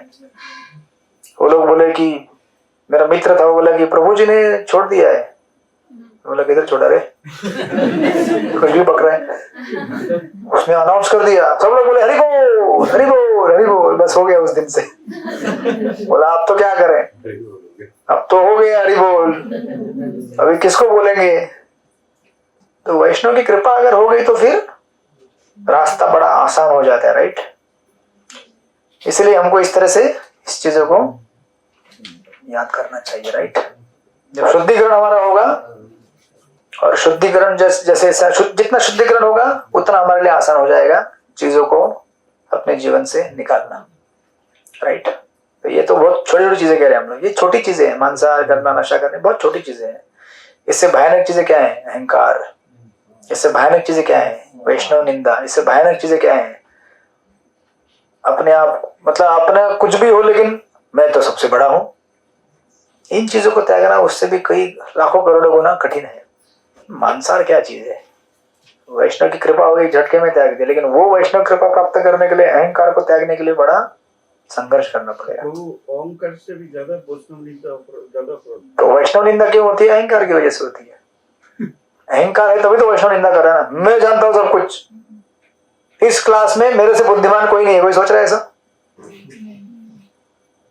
पेपर में मिलते हैं मार्क्स 100 मिल गए मेरे को, 100 पे 100। पेपर में 100 मिले, जीवन में 100 मिल रहे हैं क्या? पेपर में मत जाइए, पेपर में 100 मिल जाएंगे आप में से बहुत सारे लोग, लेकिन जीवन में नहीं मिलेंगे। और ये सबसे कठिन मार्ग है, इसलिए वो कह रहे हैं यहाँ पे ये 12वें पॉइंट में, राइट। अब 13वें में कहते हैं मनुष्य को आध्यात्मिक उन्नति के लिए जीवन की जितनी आवश्यकता है उनसे अधिक के प्रति आसक्त नहीं होना चाहिए। मनुष्य को स्त्री, संतान तथा घर के प्रति शास्त्रों की आज्ञा से अधिक आसक्त नहीं होना चाहिए। मनुष्य को मन द्वारा उत्पन्न इष्ट या अनिष्ट की भावनाओं में सुखी या दुखी नहीं होना चाहिए। मनुष्य को भगवान कृष्ण का अनन्य भक्त बनना चाहिए तथा पूर्ण मनोयोग से उनकी सेवा करनी चाहिए। मनुष्य को शांत वातावरण में किसी ऐसे निर्जन स्थान में रहने की रुचि उत्पन्न करनी चाहिए जो आध्यात्मिक अभ्यास के लिए अनुकूल हो और जहां अभक्तों का प्राधान्य हो। उन स्थानों से उसे बचना चाहिए। हमारे लिए निर्जन स्थान मतलब भक्तों का संग। निर्जन स्थान का अर्थ नहीं होता कि किसी जंगल में गुफा में बैठ गया फिर गुफा में घोरना चालू करोगे। इसलिए एकांत में जपा नहीं करना चाहिए कभी भी, बहुत डेंजरस है एकांत में जप करना। एकांत में जप करोगे तो दो चीजें हो सकती है, या तो फिर खराटे मारोगे या फिर मोबाइल देख देख के जपा करोगे या फिर आसमान में तारे गिनते हुए जप करोगे। इसलिए जब सदा सर्वदा वैष्णव के संग में ही करना चाहिए। अगर वैष्णव ऐसे नहीं मिलता, ऑनलाइन वैष्णव मिल जाते, सुबह सुबह झूम पे आ जाने का। या नहीं मिले कोई तो पूछने का आजू बाजू वाले, कोई डिवोटी है क्या जपा करने वाला, और रहता ही है, कोई ना कोई मिल ही जाता है। हाँ प्रभु मैं हूं, चलो हम दोनों बैठ के जप करते हैं। और 18वें पॉइंट में कहा गया है मनुष्य को वैज्ञानिक या दार्शनिक बनना चाहिए और आध्यात्मिक ज्ञान के विषय में शोध करनी चाहिए और यह मानना चाहिए कि आध्यात्मिक ज्ञान स्थायी है जबकि भौतिक ज्ञान शरीर की मृत्यु के साथ ही समाप्त हो जाता है। बराबर है कि नहीं? राइट। तो इस तरह से हमें इन चीजों का विकास करके हमें भगवान की भक्ति को प्राप्त करना चाहिए, लाइक दैट। तो हम फिर इसको आगे डिस्कस करेंगे अगले हफ्ते। अगले हफ्ते संडे है, प्रभुपाद जी का आई थिंक बर्थडे है, 17 तारीख ना, तो सॉरी 10 है। हाँ तो हाँ अगले हफ्ते क्लास होगी, अगले के अगले हफ्ते। तो इस तरह से उसके अगले हफ्ते जन्माष्टमी है। ठीक है, किसी का कोई प्रश्न? बोलिए गोविंद प्रभु, बोलिए। हाँ प्रभु जी, हाँ जो 9वां पॉइंट है ना, मनुष्य को आत्म साक्षात्कार में बाधक आदतों को पूर्ण 2 मिनट के लिए मनुष्य को आत्म साक्षात्कार में बाधक आदतों को, हाँ अनुकूल से आपने बताया था फेवरेबल अनफेवरेबल, जरा विस्तार से बताइए ना। फेवरेबल मतलब मैंने वही कहा ना आपको, अगर आपको जप करना है तो वैष्णव के संग में जप कीजिए, ये फेवरेबल है। अनफेवरेबल क्या है? एकांत में जप करना, या फिर अनफेवरेबल क्या है? मोबाइल के सामने बैठ के जप करना। जब जप करना बैठो तो मोबाइल को स्विच ऑफ करके रख दो। तो जीवन में ऐसे बहुत सारी चीजें हैं जो आपके भक्ति के लिए अनुकूल है। जरा शांत रहिए, 2 मिनट शांत रहिए। भक्ति में ऐसी कुछ चीजें हैं जो भक्ति के लिए अनुकूल है, कुछ चीजें ऐसी हैं जो प्रतिकूल है, जो आपको सहायता नहीं करती, उनसे दूर रहना चाहिए। आप बोलेंगे फिर मेरी पत्नी सहायता नहीं करती, मैं दूर रहना चाहता हूँ उससे, ऐसा नहीं। थोड़ा आराम से, धीरे धीरे। मेरे पति मेरे जब करने नहीं देते मेरे को, नहीं आराम से। वो थोड़ा अलग इश्यू है, वो गृहस्थ काउंसलर हैंडल करने। तो आप बोलेगा अरे ऐसा है तो आज से बंद, ऐसे नहीं। राइट, ब्रॉडली मैंने कैटेगरी बताया है, कुछ चीजें अनुकूल होती है, कुछ चीजें प्रतिकूल होती है। राइट, हरे कृष्ण। और किसी का कोई प्रश्न, जिज्ञासा? हरे कृष्ण प्रभु जी। यस प्रभु जी, अगर जो भक्त अभी बने, पहले उन्होंने नॉनवेज खाया और अभी वो भक्त बन गए, तो वो कोई कर्म भुगतना पड़ेगा क्या उनको, जो नॉनवेज खा चुके हैं पहले? शास्त्र एक्चुअली कहते हैं कि भगवान के शरणागति जब आते हैं तो भगवान सारे कर्मों को जला डालते हैं। हम तो स्वरूप पापे पे मोक्ष में मासुच, कृष्ण कहते हैं। लेकिन भक्त को कभी ऐसा नहीं सोचना चाहिए। भगवान तो माफ कर देते हैं, लेकिन भक्त को कभी ऐसा सोचना नहीं चाहिए कि भगवान माफ कर देंगे। आप समझे कि नहीं उत्तर का आशय मेरे? Hare Krishna. Yes yes, thank you. तो भक्ति सारे अनर्थों को, पापों को जला के भस्म कर देती है, लेकिन भक्त को ये नहीं सोचना चाहिए कि अरे मेरे पाप। और भगवान क्या करते हैं ना, वो एक बैंक में जमा करके रखते हैं उसको, वो कर्मों को रखते हैं जगह पे। और जब भी भक्त थोड़ा सा उसको गर्व हो जाता है, तुरंत एक निकाल के देते हैं कैप्सूल, ले बेटा दर्द हो रहा है, तकलीफ हो रही लाइफ में, कुछ तो गड़बड़ किया तूने, तो वैष्णव की निंदा की या कुछ गड़बड़ कर रहे हैं। तो ये नहीं सोचना चाहिए कि भगवान पूरा जला के राख कर देते हैं राख, लेकिन रखते अपने पास, टाइम आने पे पैसा यूज करो, पैसा है ना वो करेंसी है, टाइम आने पे यूज करते हैं उसको। हरे कृष्ण। हरे कृष्ण। ओके ओके, फिर हम लोग मिलेंगे अगले हफ्ते। श्री ईशोपनिषद की जय। वांछा कल्पतरुभ्यश्च कृपा सिंधुभ्यो पतितान पावनेभ्यो वैष्णवेभ्यो। हरे कृष्ण प्रभु जी, थैंक यू प्रभु। थैंक यू प्रभु जी, दंडवत प्रणाम। हरे कृष्ण, दंडवत प्रणाम प्रभु जी, थैंक यू। दंडवत प्रणाम प्रभु जी, सब जग दंडवत प्रणाम प्रभु जी। हरे कृष्ण, दंडवत प्रणाम प्रभु जी। दंडवत प्रणाम। हरे कृष्ण। हरे कृष्ण प्रभु। हरे कृष्ण। थैंक यू प्रभु। हरे कृष्ण। Recording stopped. चलिए जल्दी जल्दी क्लास खाली कर दीजिए, क्योंकि वहाँ क्लीनिंग